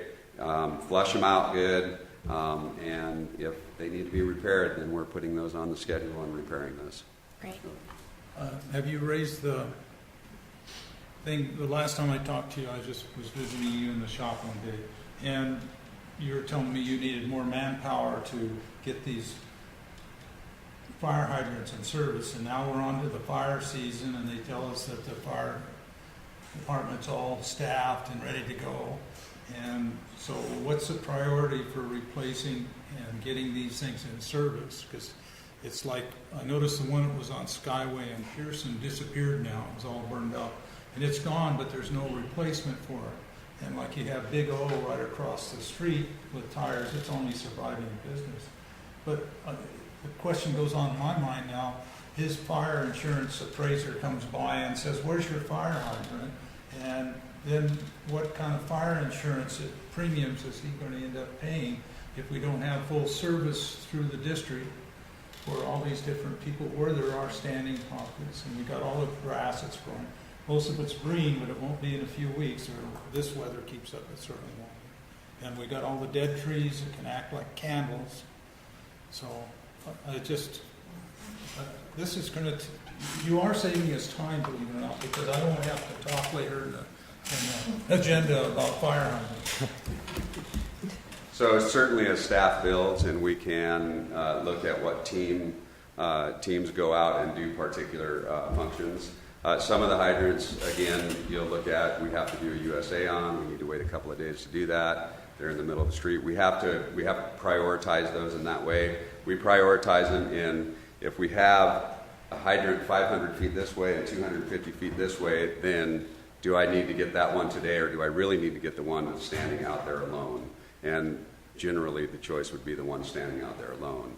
So we're prioritizing them in that manner, and I know Pete's going to be looking at these more now based on what we see. We're starting to get more authorizations in. So have you increased the inventory? You only had a few hydrants the day I was there. So yes, so Francisco's working on that with Chris Rainey as well, and because they approved the purchase of those. And I talked to a couple of the men that were out in front of my place, which the hydrant disappeared, or it's not disappeared, knocked over. And they weren't aware that the town was paying for the meters and the service. They just, and I don't know their names, they just simply didn't know the hydrant was knocked down, and he told me about the valve internally that was shut it off. But they didn't know the town actually gives us money, and then I noticed in our next year's budget, all of a sudden there's no money for hydrants. I didn't know what was going on there, because we've had so much money a year from the town set aside from their budget for hydrant work. We still have money for hydrants, but I have worked with the fire chief and let him know that there is certain hydrants that will not be live just based on the damage. They understand that, and they have water tenders available for those spots in town to go out and to basically fight the fire like there was no hydrants. So they're prepared just like we're prepared for those, and there has been constant communication between us and the fire department. Great. sure. And that's actually been since very early on. So we're definitely in communications and working that way. So everybody's aware of what's going on. Well, thank you. I don't have to bring up the other part of the agenda. Thank you, Jim. Appreciate it. Thanks, Jim. Thank you, Jim. On my manager's report, I kind of put in some older items just to kind of give you an idea. Yeah, Pete doesn't have to talk tonight. Next time Pete gets to talk. Get out of jail free. That there's still things out there that, even though we've had this disaster, that there's still things looming out there that we're going to have to try to deal with. You can't hear me? That we're going to have to deal with later in the future. One of them is water rights. We still have a permit. We still have a license out there that we're still trying to extend the permit and go to license on that water rights. The water board has been friendly. They've actually been really helpful in maybe extending that water right so that we can extend the place of use for future projects. being able to have an emergency extension of that place to use so that we can maybe sell our raw water, but there's still that water right out there that we're going to have to deal with. We have an EIR that we're going to have to kick back up that's probably stale at this point to go forward with this permit and with the license. So that's one of the looming projects. The processed water recycle project, we all know that was that mechanical dewatering that switched over to an NPDES permit extension through a dilution study that is due to expire in the end of this year that we're going to probably ask for another extension on, but it's another looming project out there that we're going to have to continue going forward even after this disaster. The BRES design project, that's one that we're working with Sammy right now on, of trying to figure out what we can do with the BRES. The BRES was damaged. We have insurance proceeds on that, but those insurance proceeds won't cover the full cost of what we designed. So now we kind of have to figure out a new design on that to figure out where those insurance proceeds will replace that with a new structure. We're also looking at hazard mitigation on that to try to get hazard mitigation funds in there. But again, right now we don't need that additional storage in the system. We actually have too much storage in the system right now. So we're trying to figure out how to get that project built in the most efficient manner. And then the Spillway Investigation. Oroville Spillway was the first disaster in the area. What was that, 2017? That brought forward an investigation that was required by the Division of Dams. We paid for that investigation on both of our dams. And I mean, both of our spillways, and then we just got a letter back, which you see the PowerPoint presentation in there, that downgraded the Magalia spillway to poor, which is going to require more investigation and some type of mitigation factor to solve that. So we're working through that. So there's 4 projects right there that are operational projects that don't have anything to do with the disaster. So I just want to make sure that the board's still up to speed on a lot of these. That presentation will be given to the Division of Safety of Dams in the next month, and then we'll get a report back from them on what the extension of that project is going to require. And then Gentera will be giving you guys an update on that and giving you a PowerPoint presentation on that. They're actually giving us a proposal on going forward with our dam inspection, the annual dam inspection that's required, and then helping us work through this spillway issue.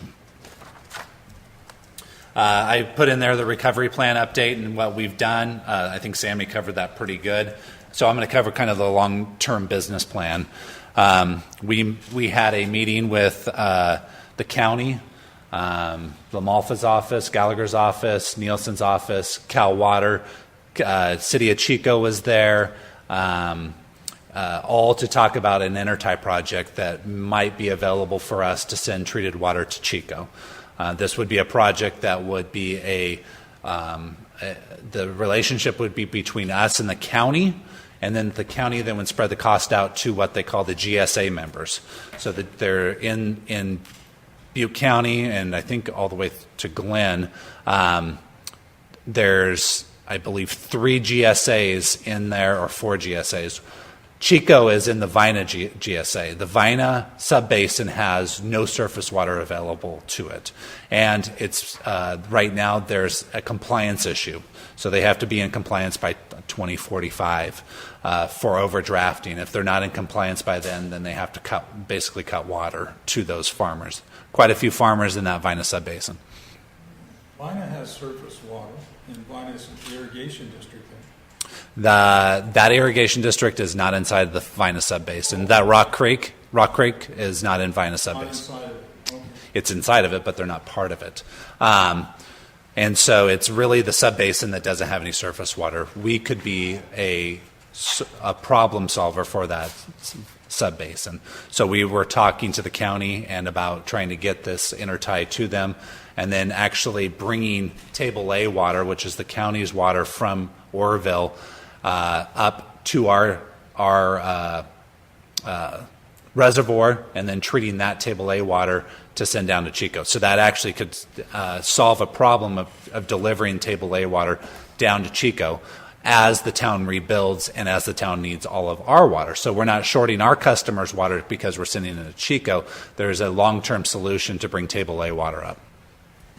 Return on investment, the last figures I heard for pipeline to Chico was in the millions of dollars. And you're talking about a pipeline going farther, or? Yep, this would be a pipeline to Chico. The return on investment would be the cost associated with that. We would be selling this water to those individual users down there. So it's a revenue stream of water sales that we could then have. Let's have an estimate on return on investment. We don't spend a lot of time on a dead issue or a dead horse because it won't pay. We will. And right now the county actually has obligated, I believe, $25,000 to do a feasibility study on this project. So right now we're not out any money. This is an opportunity for the district to be a problem solver of the county, and it opens up a brand new customer base that the district is in desperate need of. So we also are at the table with the county about helping solve the Miocene Canal problem. The upper Miocene is completely destroyed. There is no opportunity for water to be delivered down to Kunkel Reservoir and then further down to the customers of the Miocene Canal further down. We were in discussions of maybe delivering treated water to them in the short term and then dechlorinating it and then sending it down as raw water down to fill Kunkel. The portion of Miocene that is at our district boundaries to the Kunkel is actually damaged also, so that was not going to work.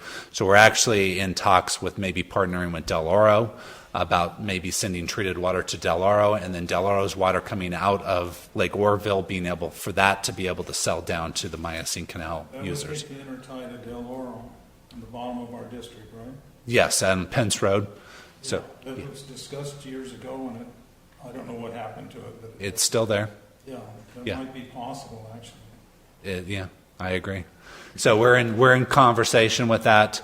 It would be, again, we would be selling water to customers. It would be an opportunity to generate revenue through that. The other option is that we might be able to be a long-term solution to the Miocene Canal by maybe running a treated water or a raw water pipeline down Pence Road and bypassing the Miocene Canal completely. It would then give mitigation to that canal for it not to burn up again in a fire, and then sending that raw water down to Kunkel Reservoir. I was in talks with the National Institute of Technology, I believe. They're out of Washington, D.C. They're interested in studying that and maybe bringing out that there's an opportunity to put hydrants off of that raw water, being that it's a constant flow of raw water down there, to be able to put hydrants off that on that edge of town to bring out a fire break or some type of water break to a fire maybe coming up the canyon again. So there's a lot of opportunities on that. Then we would be able to then get the Miocene Canal water in through our system. There'd be efficiencies associated with not running it through a canal and actually a pipe, so there might be water savings associated with that.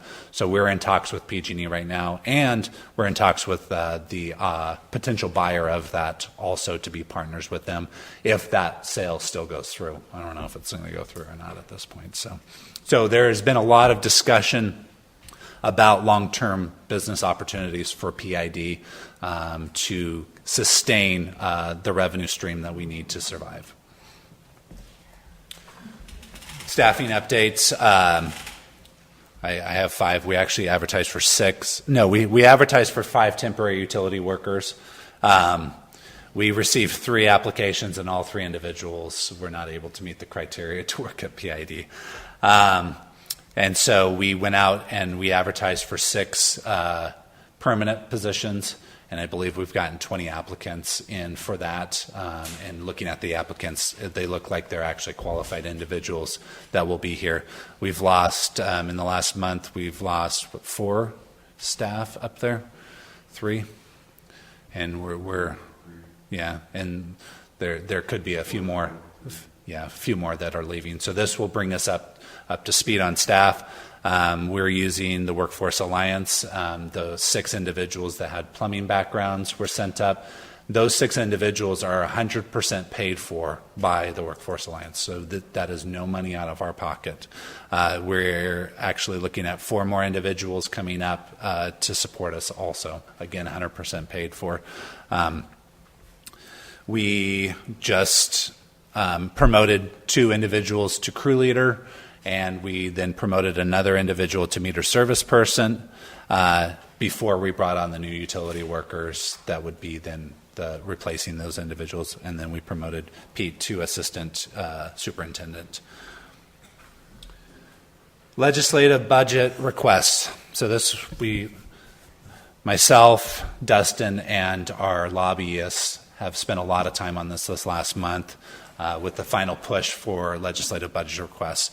So we did, our request was for a 3-year backfill of lost revenue, which equated to $21 million. The governor's budget had $10 million earmarked for campfire victims, and we had some sort of assurance that of that $10 million, 7.2 was for PID. The Assembly then came out with their budget and had $35 million that was for fire victims through the state of California. The Senate actually had the same request as the governor's request. So what they did is they had to go to conference. So there's a budget conference committee where both sides of the table get together and they discuss what they're going to do. In open session, it looked very favorable for us on the Assembly side. Water was discussed multiple times about needing the money through the budget for the water in Paradise. But there was no vote taken at that point. They came back late on Sunday, and they voted on Sunday after, I guess, there was a lot of conferencing behind closed doors. So we weren't real privy to what was going on. And they came back with $15 million for California fire victims. But we still were assured by the governor's office and by the Senate and by the Assembly that there was still that 1-year backfill for PID. So right now what we're waiting for is the governor to sign the budget, and then we'll be in discussions about making sure that 7.25 is earmarked for PID for that 1 year. We also got assurance from the governor's office that what they wanted to see was a push forward for a sustainable business operation for PID, so we weren't constantly going back to the government asking for this money. So this project with the intertie, the project with the Miocene Canal, is promoting that new business opportunities and going forward that we're going to be sustainable. They said if they see that movement, that they have no problem giving us year 2 and year 2, but that we're primed and ready to go back for year 2 asks once that time comes available.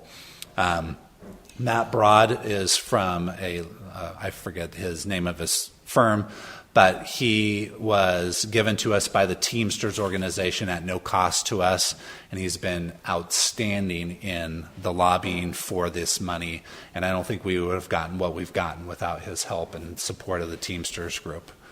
Do we know what strings are attached to it? Right now, this is for operational budgeting. So right now, there's no strings attached. It's for operations going forward. So that's what it was for. For almost anything. Right. And that includes debt service, which was one of the big asks, too, to make sure there was no restrictions on that so that we could continue our operations, continue our normal course of business, and continue staffing at our staffing levels that are necessary for the recovery and for normal operations. And so that's why with the assurance, we're now moving forward with staffing up from a PID standpoint so that we are ready for the recovery and for going forward. To give us some sort of budget on that money when you think it gets... Yes, that'll be budgeted in the next budget cycle going forward. So first we want to make sure that money comes in, then we will definitely budget for that money.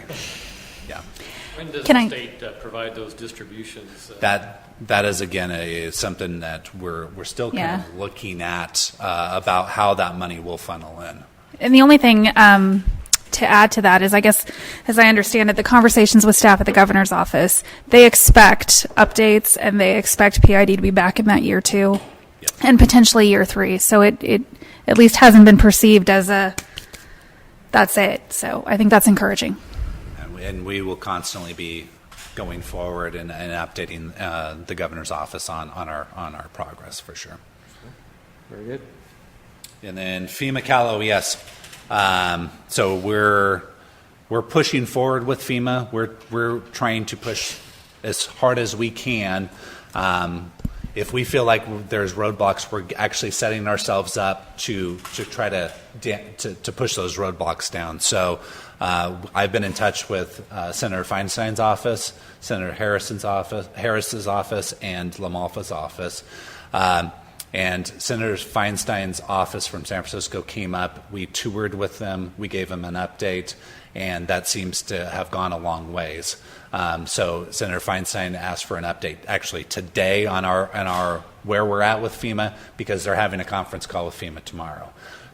So we are moving forward with that support, and with there is an opportunity that Senator Feinstein might be here in Paradise to tour PID so that she understands what we're trying to go through. With her support, I think that we can move forward with the FEMA 428 program, which was talked about as that $26 million for PID forces to go forward. And why that's so important is because the 428 is a program that gives you a lump sum money to go out and fix it. They allow you to use your own forces to fix that. So we can offset our operational costs with the FEMA 428 monies and for a long period of time. So there's no time restrictions on it, where other PA programs have a 5-year time restriction. So that means you have to go out and basically do your projects and complete your projects in that 5-year time period. This gives us that extension to rebuild with the town. So it's a very important project that we're trying to do. But the 428 program has never been used in California. So we're kind of blazing new trails to try to get this money into our coffers. The one great thing with 428 is that if you have efficiencies that are gained through that process, the monies that you gain through the efficiencies are kept within the district. So there's an opportunity that we can actually keep money into the district. You can package a lot of projects together into one big project and get those lump sum funds to you.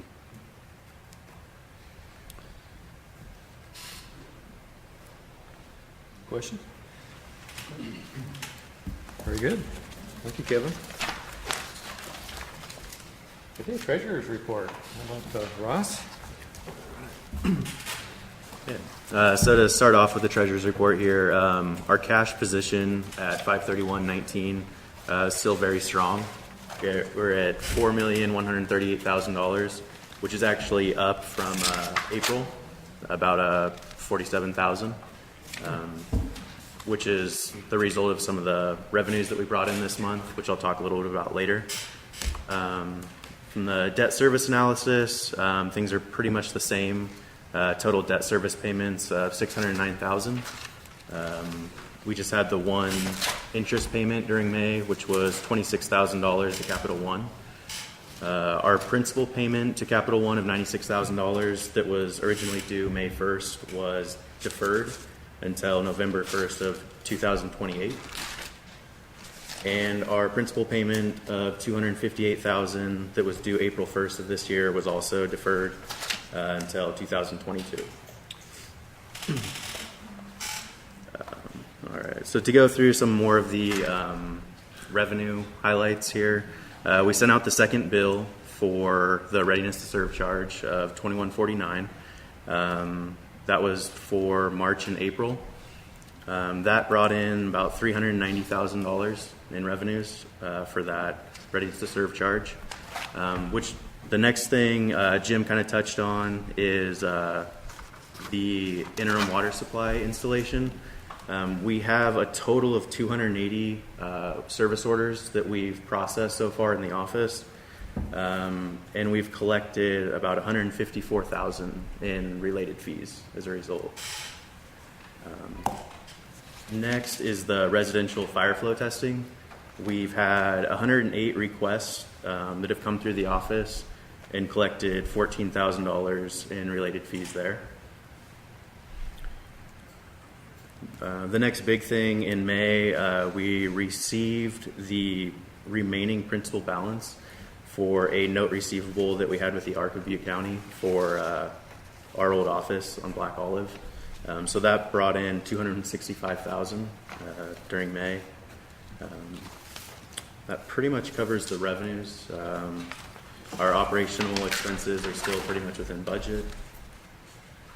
And then basically just what Kevin touched on, continuing to work with FEMA and Cal OES to secure additional funding. That's pretty much it. Yeah, and I'll jump in real quick too. You'll be getting, we'll probably have a special board meeting between this meeting and the next meeting, just to give you a heads up.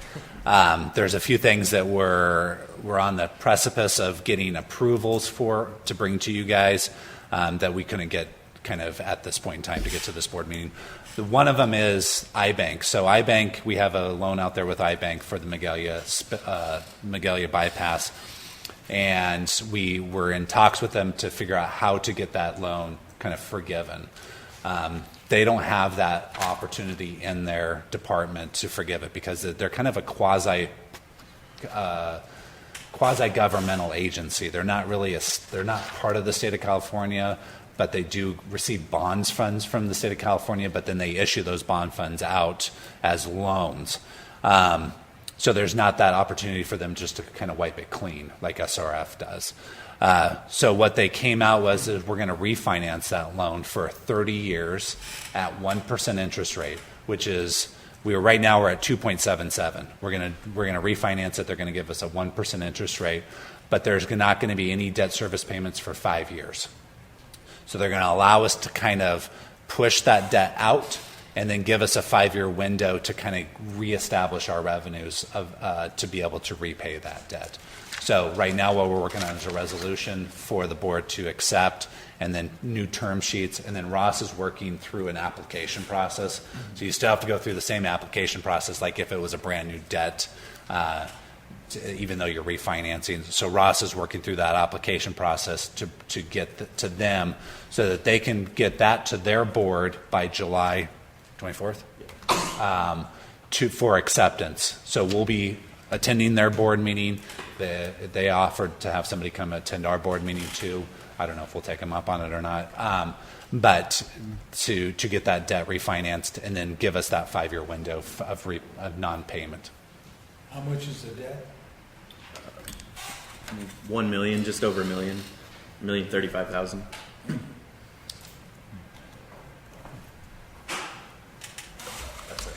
And you can ask him. Ross, is there anything special we're going to do for the closeout of this budget year here coming up in the 31st or? I mean, this will be my first kind of go at it, so I'll work with Kevin on it. Yeah. Okay. I just normally in a normal year we would already be talking about our budget for this forthcoming year, right? Right. But so this one is completely, obviously, not normal, right? Not normal. So we will be putting together a budget. It's what we were kind of waiting on was this year funding, right? To see where that state funding was coming in at. And so once that state funding comes in, we'll put together an operational budget. A capital budget's going to be something that's going to have to be ebb and flowing, basically, with FEMA funds and reimbursements. So we'll definitely put together an operational budget and kind of maybe have an ebb and flow of a capital budget on this outside. So kind of one budget here and one budget here. Okay, that's kind of what I was thinking. We ought to have something that shows at least for maybe 3 months out or something like that, so we can project out. We're going to probably project out 12 months. Oh, you are? Yeah. Oh, okay. Yeah. Now that we know where we're going staffing-wise, where we know we're coming in income-wise, we'll project out that 12-month for sure. All right. Very good. Break time. Oh, okay. We can take a break if that's... Let's accept this, please. Did the public have any? Oh, I'm sorry. Yes. Comments on the treasurer's report? Any comments on the treasurer's report? And then we just need a motion to accept the treasurer's report. Oh, yes. Right. I'll make a motion to accept the treasurer's report. Second. All those in favor? Aye. Motion passes. Now we can take a break. Okay, how about 10 minutes? Thank you. Thank you. Sure, you're welcome.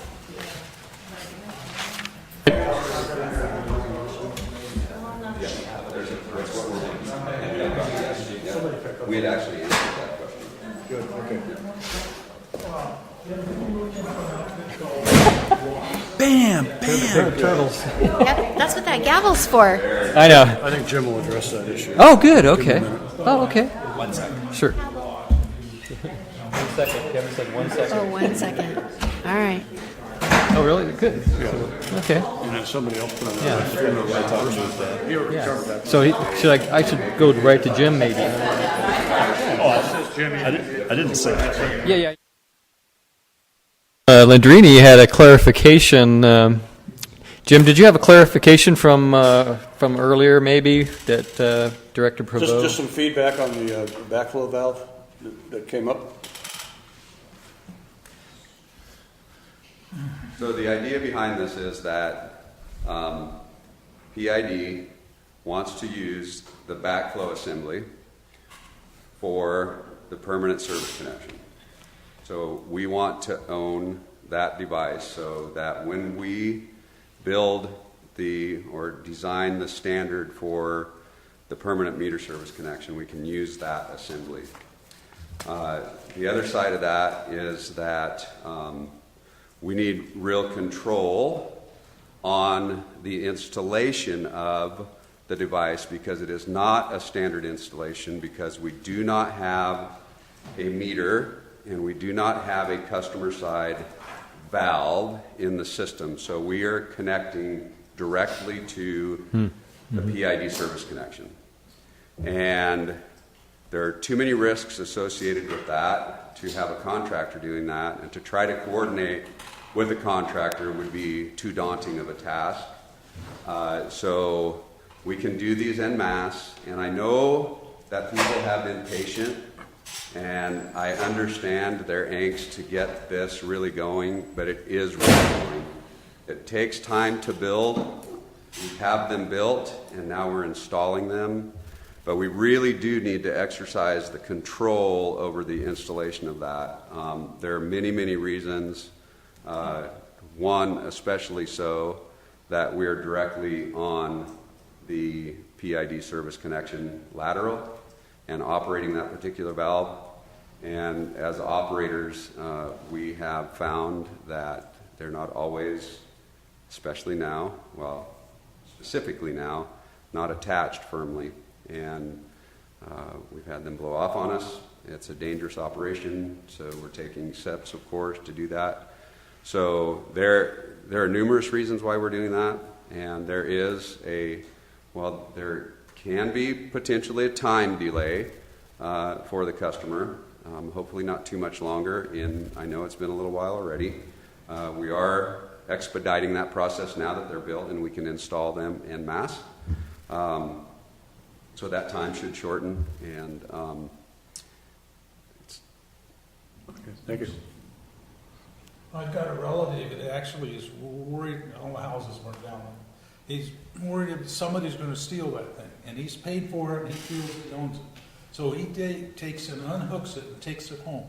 Then when he comes back to use water, he hooks it back up. And I'm not going to tell him what he said. we can't control everything. Wow. We do the best that we can. When I came up with this option or this idea, I was really looking at the benefit to the customer in many ways, and protecting the customer and protecting the public drinking water system. So it is really vitally important that we are the ones that are performing that. And we really appreciate that you kept the cost down as low as we could on those devices. So it's definitely competitive. So yeah. And our vendors have been really good to us too. So we owe them. When we look at that, we're buying large amounts. So that, and I will always say this, that the district here is wonderful about the work that we do, because it is labor, equipment, material, and overhead. There is no profit, so you pay the cost that it is. And so there's always that benefit.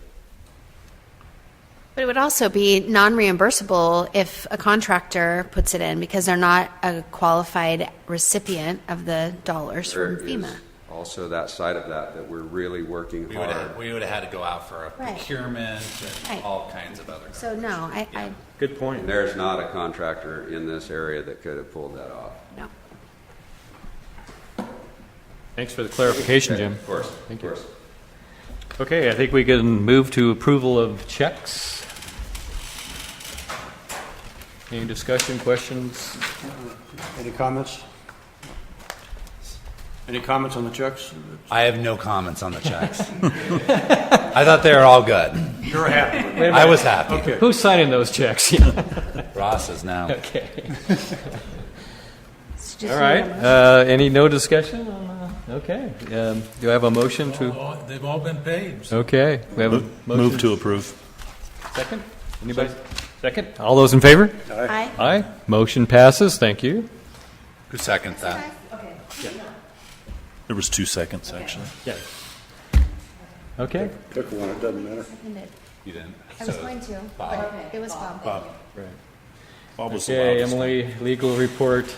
And Kevin continues to thoroughly a good manager and legal report. He covered the 2 items I wanted to touch on, which were the Miocene transfer and then also the legislative update. So I've got one more thing on the list, and it's a closed session item, so you can check this out. Okay. Thank you. All right, we'll move to unfinished business. We've got the Butte Local Agency Formation Committee election ballot. Again. So, I talked to Butte last time, and the candidates remain on the ballot until the voting election period ends, because their status could potentially change, Correct. and they may be eligible to participate. Right. So that, and then if the board does not feel comfortable voting for a candidate, you could just move to submit the ballot without designating a vote for a candidate. But then that counts as a vote from PID. Oh. So no nomination counts as the vote. Right, as long as they receive a ballot, return ballot. Interesting. So I know we all were kind of like not really sure. So I did have an opportunity to verify one of the candidates was still viable, and have a lot of work experience with Tom Lando, and so I would make a motion that's I would move to nominate Tom Lando for the special district regular non-enterprise member position and authorize certification and submittal of the 2019 election ballot to Butte LAFCO. Second.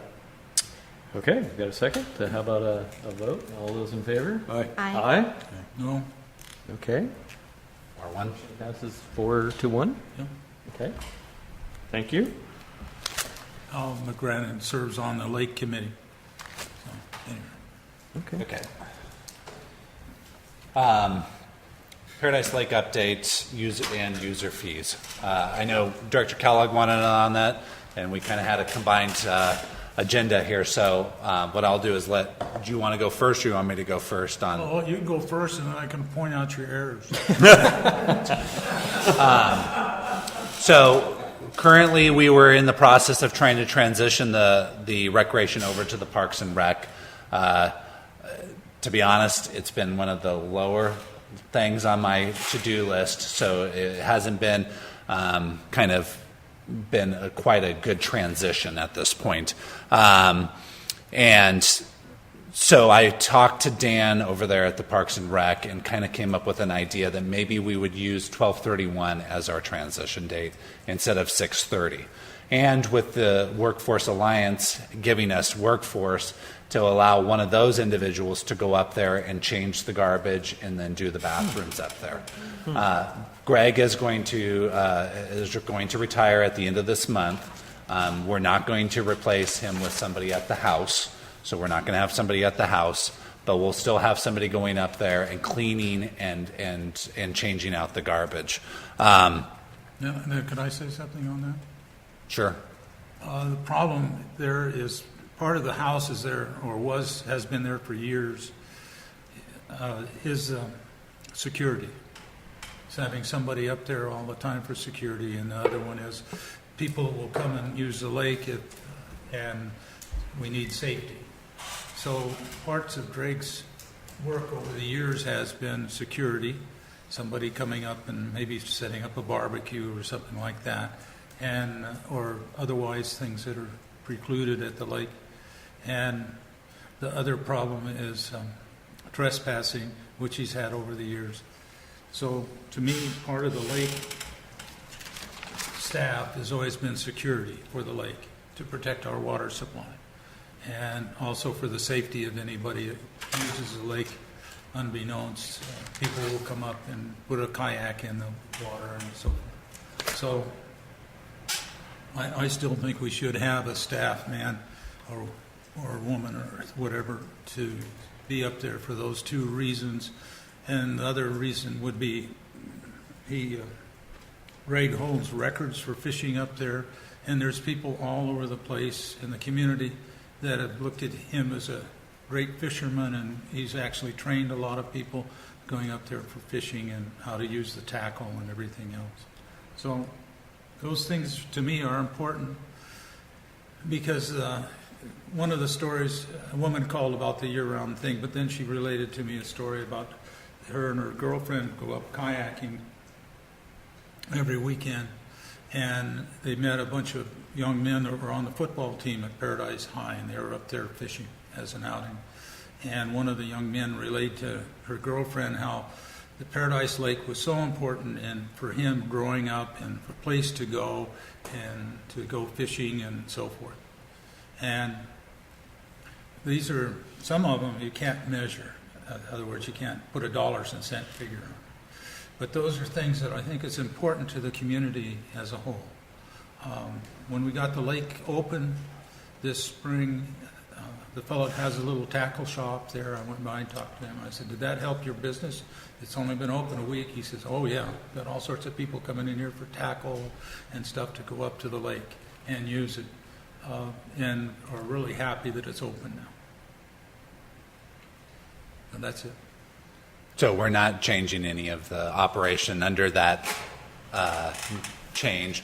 Greg has plans other than living in the house through his retirement, and so the house does have some liability associated with having somebody up there full time, living up there full time. This would kind of strip that liability away. You would still have somebody up there that would be monitoring security, and then we could have a treatment plant person doing some patrolling sometime during the day or during the night. We would still lock the gates at night. We still keep the same operational hours that we have currently, which is Friday through Monday, so that it would be Tuesday through Thursday. It would still be closed. You can still have the opportunity for somebody to go up there and clean during that time period. That's traditional, how they do the cleaning for years, until we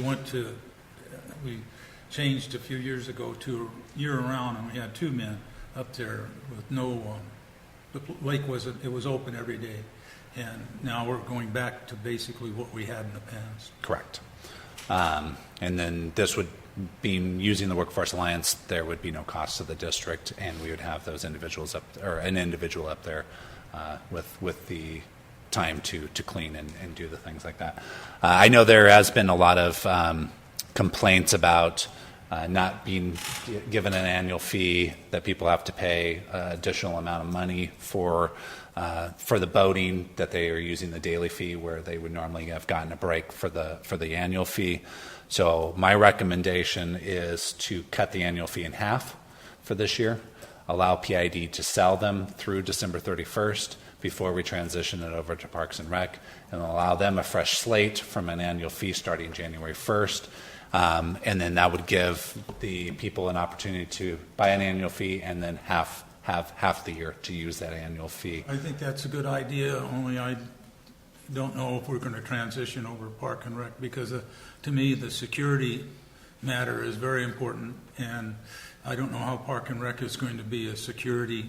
Well, that gives us 6 months to figure that out. So I'm not saying that's going to happen, but this gives a temporary fix to allow people to buy those yearly passes, and then have the availability to use the lake. When they called me, she said they're paying double what the annual fee is. They go up every weekend, and so they're already paid well over the yearly fees, and wondering what was PID doing. And I said, well, I blamed it all on you, Kevin. Thanks, I appreciate that. So that's my recommendation, to kind of temporarily kind of hold that, give that opportunity, give us the opportunity to sell those, and then we can work through a 6-month process. We'll have Emily on board with Parks and Rec's attorney to come up with some MOU that might be feasible to you guys.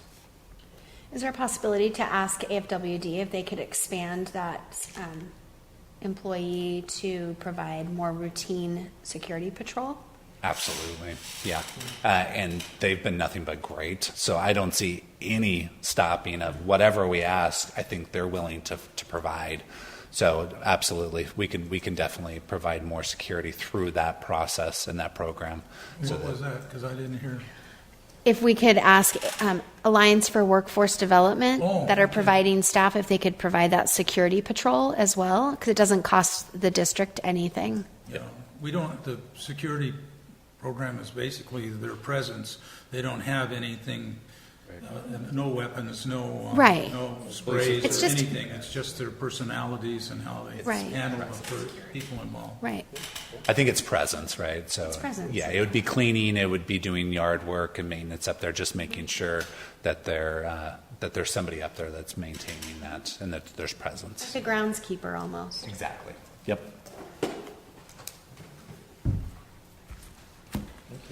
So they would have to come into the office here to get the annual pass, correct? And then Just what about the daily charges? How would that be handled? There's forms up there right at the lake. They can put a check in, drop it in. Oh, they drop it in the drop box? Then they'll pick it up at the office.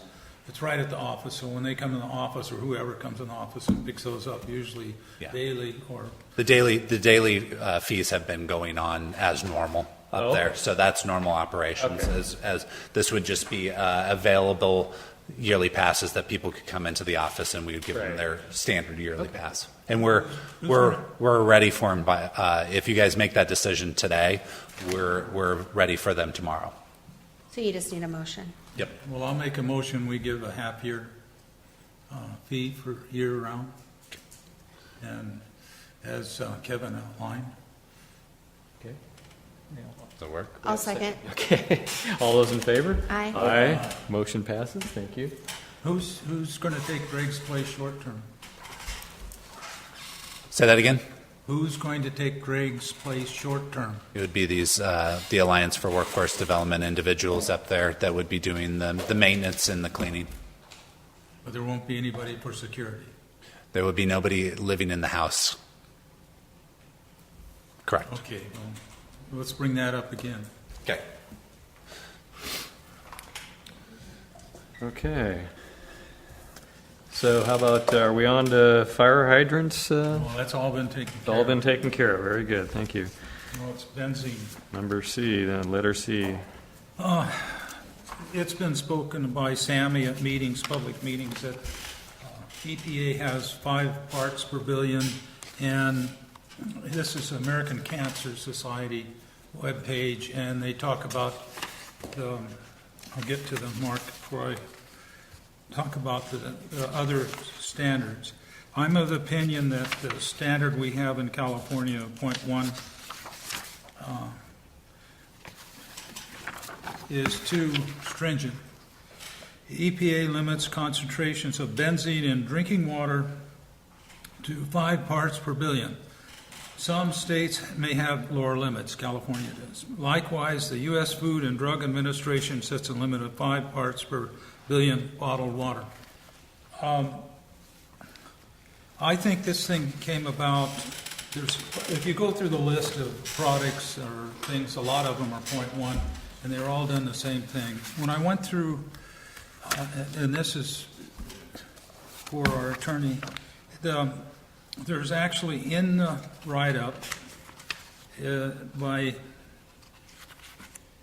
the state talking about these regulations and how they've changed them over the years. But they also say there's exceptions, and you can ask for an exception. And my suggestion, and that's all it is, there's no action asked for, is that we go ahead and see if we can actually talk to them and see if it's any possibility that we could get to 5 parts per billion and maybe a limit on it, like 4 or 5 years, where we can get through this rebuild and we have easier ways of certifying potable water. So that's the idea. I don't have any numbers to say how many people might be involved or anything. I just know it's a possibility, and if we look into it, the worst thing they can do to us is say no, unless a bunch of people in the community get excited about it. That's it on benzene. I'd like to comment on that. I think you'd lose some confidence of the public if we did something like that, Bill. I believe we need to stick with the path we're going down here and abide by the state standards, even though they are more restricted. And I actually agree with you, but I think we need to stay this path and well, see, to me, stick with the state standard. Of course, that's my personality. I can't see any reason to not challenge it. And the worst thing they can do is say no. Or the worst thing that can happen in the community is environmental groups will yell at us and say we're doing this terrible. But I cannot find any evidence in here what they used to base this 0.1 figure on. Yeah. I think it was just political pressure. It's 1 part per billion. 1.0. But Okay, yeah, I yeah. know what you mean here. Yeah. So I think it's worthwhile that we just investigate it. We don't have to put flags up and all this. We could just quietly ask some questions of the water people and get information back. I got some information, American Cancer Society and some deal off of the State Water Board where they talked about exceptions to anything on their list. It wasn't just benzene. So that is my duty working here, is pointing this out and saying there's got to be a quicker way to handle the benzene thing and not endanger anybody's health and welfare. Too many exaggerations have been gone out as it is.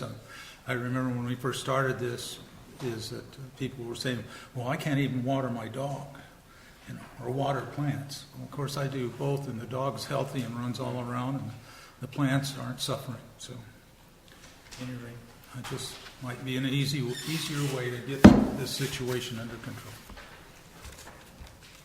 Well, I think the first thing I want to know is what do the other 49 states do? I know California does things differently in some areas, but what do the other 49 do?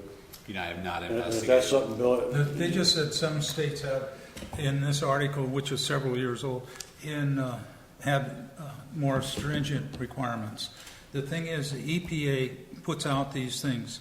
It's like we have several water rules that we deal with.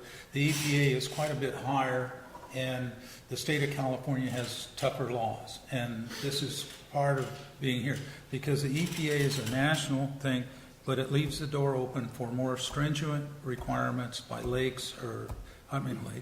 states on these issues. And that's what's happened here. The other thing to me is a practical matter is that if this could be possible, how many more people's water could be called potable, and we could service more customers quickly if they will give us a window to work with, because we're talking like 5 to 10 year window, long range planning, get other funding sources in. Here's a funding source. We sell more water to our own customers, and we do it quicker. But I don't know. I've done my homework. I presented it to you. I don't ask for any action by the board. This is just my attempt to educate you, and that's it. well, I agree with your comment. Public confidence is everything. And if 49 other states do it the same way we do here, They don't. I don't think, well, we don't know. You haven't done the research. No, I'll write an article that No, says that. you don't know though, okay? And that's what would have to be researched before I'd have any confidence. And that would be more productive, more in my sense of humor, than some of the things we've been researching with our attorney right now. But I think that the customer expects that the water will be returned to the quality that it was before the fire.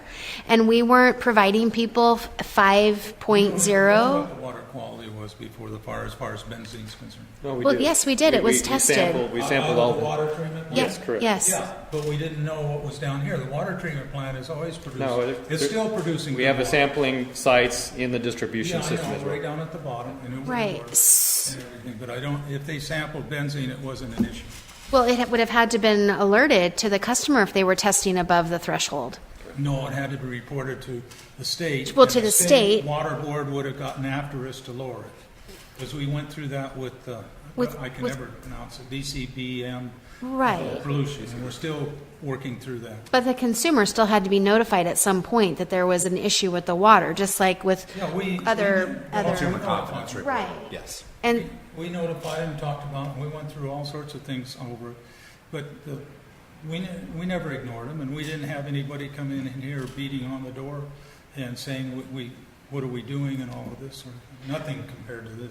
I think if we went to a 5.0, for some people, that would really dissuade them from wanting to return to the hill if they have young families in particular. What the research shows is if you are exposed to it over a long period of time, the likelihood of getting leukemia or other diseases is significant. Well, we have the EPA standards and other federal standards, which were put in before the Trump administration. They're old standards. I remember years ago when this was going on, that people that were scientists and stuff were reporting about the state's new standards, and they said, do you know how small that is? You know, how just terribly small. And you can easily come up with the parts per billion on this, and you start doing a little work on how small a quantity that is. And even at 5 parts per billion, that is terribly small.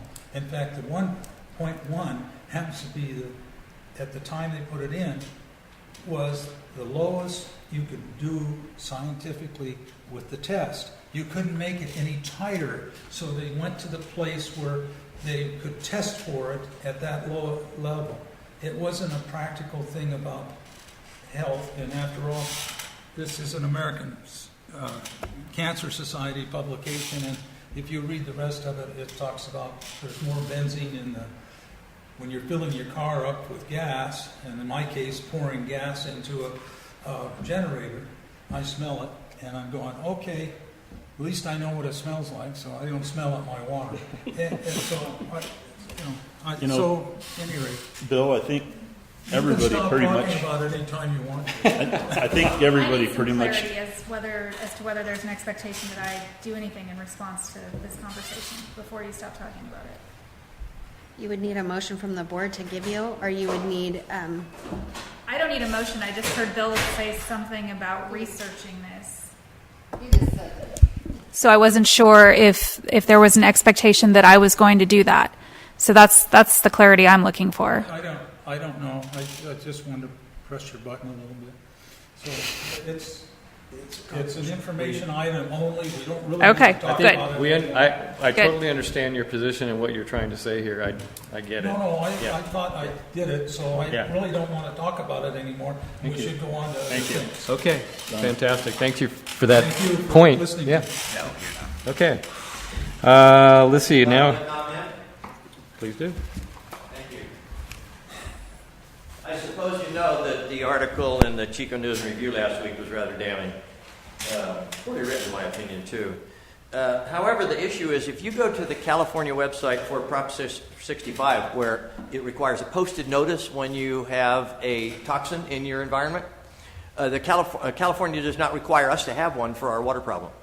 They think it's too insignificant. I talked to a person from DWR while I was in Van Nuys because they had a booth there. And they were answering questions, not specifically about this, but I had a chance to chat with them, and they said, that's not significant enough for us to require your community to post the required notice when we have found a toxin in your water. But some of the worst issues, you just mentioned gasoline, and you can detect this fairly easily. If gasoline smells sweet, it's got benzene in it. Well, it does anyway. But the most common ingestion of it is from cigarette smokers. And we already know that the Surgeon General over 40 years ago declared cigarette smoking hazardous to your health enough to cause death. Benzene does not. Nobody has been able to determine, and no white rat in a lab in Canada has figured out how to kill it with benzene. There just isn't enough criteria. Read all of the input that's on the Prop 65 website about benzene. It goes on and on and on and on and on, and you just can't find definitive answers about how hazardous it is when you look at some of the other things that are on the Prop 65 warning list. There are 99,000 other things on that list, I'm exaggerating, that are much more hazardous than benzene. Bill's right. The 1.0 is almost ridiculous. But when they were forming an opinion about this, and this goes back to 2014 when they finalized this, they didn't have a solid indication from anybody on staff or independents that it was yes, a good point, or no, a good point. So they erred on the side of, well, let's just be stricter than the feds. So it could have been 4.0, it could have been 1.5. They settled on 1. There are several things on the list that are 1.0 parts per billion. And parts per billion is very, very small and hard to measure for, and that's why there aren't very many labs that even bother to measure for it. However, it's also an airborne contaminant, and there are numerous cities in the state of California that have an airborne measurable level that exceeds the Prop 65 level. 3 of the worst are in LA, and the worst one of the 3 that exceed it by over 2 parts per billion is Anaheim. And one of the worst places where they've tested for it is in Disneyland. You think they're going to put up a warning sign there? No. Even though it does exceed the breathable limits of benzene in Anaheim. The state won't do that. Why? There has to be some balance there. That's enough. I get 5 minutes. I know, no. You said enough. You did a better job than me. Now please sit down for we can keep going. Okay? Thank you. I think Tom has something to say. Thank you, Ward. Okay. The article is that there's no common standard. So, I agree. You got to come up with one common standard. You guys have to agree on it. John Teeter, you said there's no common standard. So, come up with something. I think water one of Sammy's statistics that he rattled off real early into this was 1 part per billion was the same as an eyedropper in an Olympic-sized swimming pool. And that the consumption of 2 liters of water per day for every day for 70 years made you 1% more likely to contract cancer. It makes it sound ridiculous when you can go to Nevada or Texas and drink the same water in a motel. So it is very silly, but for us to tell our customers that we're lowering our standards to expedite a clean water just sounds like we would be losing public confidence. On cigarettes, you smoke at your own risk. The person has to decide what level of safety I want. It should be the same way here. Our water is safe to drink. You just don't want to admit it because you err on the side of, the 1%. One point I want to make, please. Twice in the last couple of years, people have driven their cars into the lake, and they've driven a car drove into the lake. Oh, you didn't set you put it in the wrong gear. Yeah, he put it in the wrong gear, but he got into the lake, and all that gasoline and everything else dissipated. But this is one of the reasons why they had somebody up there telling them, no, you don't put engines into the lake. And we've had clean water for 50 years up there until they started in building subdivisions in the watershed, and the septic is getting into the lake because lakefront properties is only about 50 yards away on the septic systems.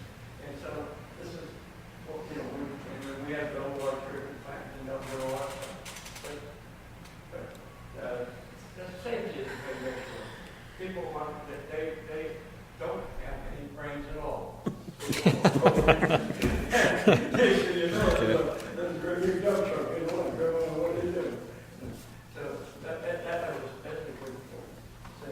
Thank you, Tom. Appreciate it. Okay, let's see. Where are we at now? We're on D. D. Yeah, so I'm currently a board member on Aqua Region 2, which what it requires is we get together every other month from other districts out there. There's 5 members on there, Western Canal, Richvale, there's Bella Vista, which is in Reading, City of Reading's on there, and myself. And there's another one down in the valley. Basically get together and we promote our own region and our events and our problems that we're having.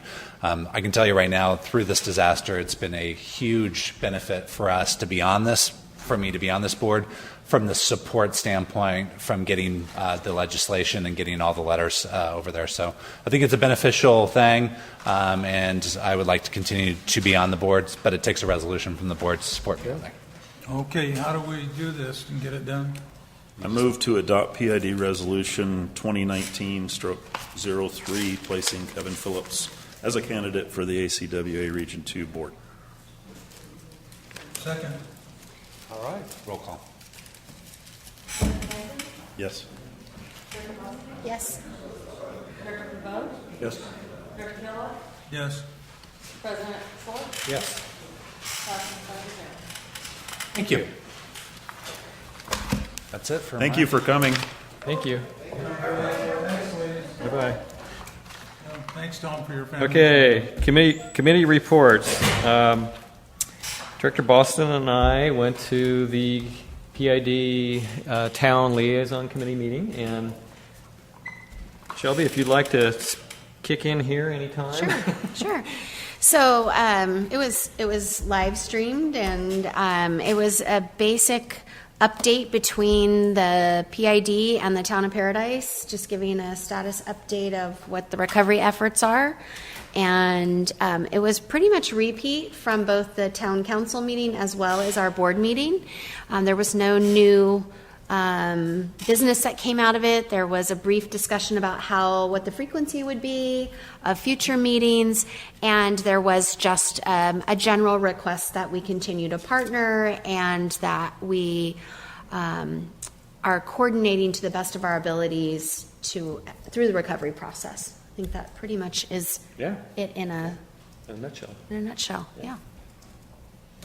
Kevin did a good job at giving our side of things and the water side. Absolutely. We're right on the water. I didn't realize how much news was going to be there. That was a shock to me. So Yes, and they were like, they right were on us. in your face. Yes. Yes. Well, Note to self: we'll do some powder next time. Yeah. Thank you, Kevin. Thank you, Shelby. Yes. Okay, director's comments. Bill, how about the comment? Well, one of my daughters was asking me at dinner the other night. She said, I understand that PID has sold the lake to Paradise Park and Rec District. And she said, and she teaches in Chico at a grammar school. And she says, I said, you got to be kidding. Somebody's got this rumor. And she says, oh, yes, they're very serious. They think we've sold our lake and everything else. And I said, no, it's our prime water source, everything else. And I thought, at any rate, it gives you an idea of why I was asking the questions I did about the lake. And I was glad that Kevin, because I commented at him at the last board meeting about needed to talk about the lake, and he put it on the agenda for we could talk about it.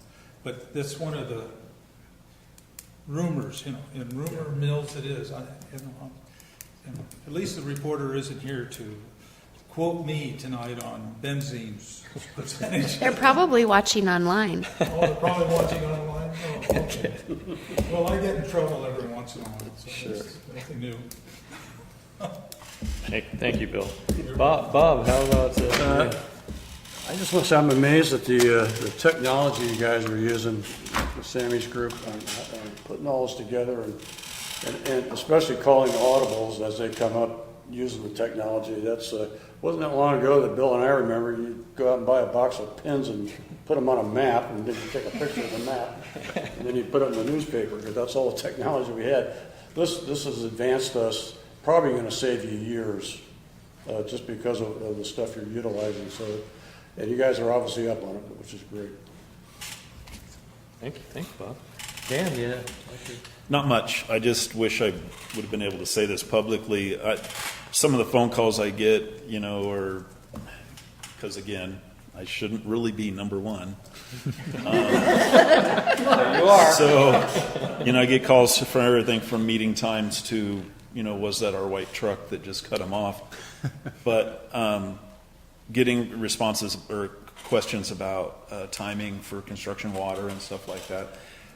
Quick call to Jim, we get an answer, and it's not always the answer that our customers are looking for, but it's an answer and it's feedback, and they love getting a response back. And I oftentimes get calls back about they were there or it's done.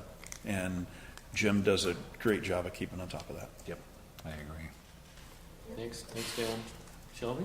I would just echo it's incredible how responsive staff are to the public and to the board, and I really appreciate that, and also just appreciative of how much time. We are 7 months into this disaster, and I look at, Kevin, you are on all of the time, and it's really appreciated, and the rest of the staff as well.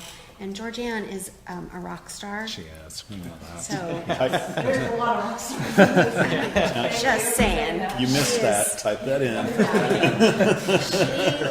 She is.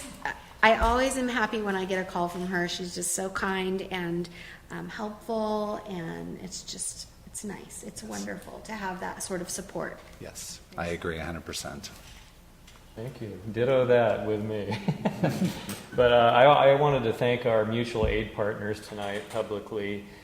City of San Francisco, Alameda County, and Workforce Alliance, and of course we had people before that. But fantastic. And thank you if you're out there watching. We can't tell you how much we appreciate it, because we're not going to get through this thing, I don't believe, if we don't continue to get help. So it's just fantastic. And Kevin, keep networking out there, keep telling our story. It's getting, we're 7 months down the road, and people start forgetting about us a little bit maybe, but hey, just keep it going, and we need the help, and because it's such a long haul we've got to undertake here. So thank you very much. They haven't forgotten about us. I hear people talking about us all the time. Well, that's good. More kindly now than they were. Well, that's even better then. I would just be curious if the board would be interested in just doing a letter of appreciation to all of those mutual aid and just departments. Yeah. And it's a letter. It doesn't cost us a lot to do that, and it goes a long way. Fantastic. Just recognizing their staff's hard work and their time and resources they're giving up for us. Yeah, that would be it would be much appreciated on their side, and we can definitely make sure that happens. Okay. Would you do maybe something that's quality enough that they put it in their office or something like that? Maybe a certificate. We've done resolutions of appreciation. Yeah, we can do one for each one of them. So it doesn't go on a desk and then round file. It actually. Maybe it could be on some burned parchment paper or something. We're only 7 months in. All right. No, that's a great idea. Fantastic. Oh, yeah. So just I think it is Mesa. Yeah, Mesa Water District is actually giving us a valve truck also that they've surplused, and they've offered it to us for no cost. Nice. That's great. There is a lot of support out there for us, and we keep taking it. We're not. Absolutely. And the one thing I just reiterate with San Francisco, that the guys up here were begging to be able to come back up. Even with the heat? Even with the heat. And the one thing they wanted to bring home was a safety vest with PID on the back. Because they wanted to represent. And so we're trying to make that happen. Nice. But I have a feeling they will be back because there was just such a gathering of just fellowship almost with those guys and being part of this. And I mean, a lot of it is they see it for the first time and they can't believe it, and then they start being part of it and they start being connected to it, and then they're out talking to customers and listening to stories, and a lot of times they were listening to stories for too long because we were like, get them, come over here, but they didn't want to give up on that person, and they just felt the heart of the customer base here too. So nice. That was nice. Mike Zuccolo, I think I made his name right, and he could tell them how great the property values are. There was a lot of them that were actually looking at property and moving up here because they can't afford to live down there, and they were just fell in love with the area. So there was a lot of people Future looking residents, at property. that's great. The customers. Yeah. Okay, now I think we can adjourn to closed session and. Before you go, you were observed tonight by a friend of ours from Paris who is here studying for her PhD. Oh. She's an anthropology major, and she is making her rounds throughout our campfire for information, and that's her thesis for her PhD. Nice. So her name is Whoa. Denise. She's from France, and she speaks very good English. Nice. Well, welcome. Well, welcome. Yes. Yeah, thanks for coming. Thank you for being here. Yes. They're going to go high. You got East Bay Mud and San Francisco workers up there. Yes, we have. And I've worked with these guys for 50 years. They had a couple little minor fires down there. That's true. That's very true. That's how they got their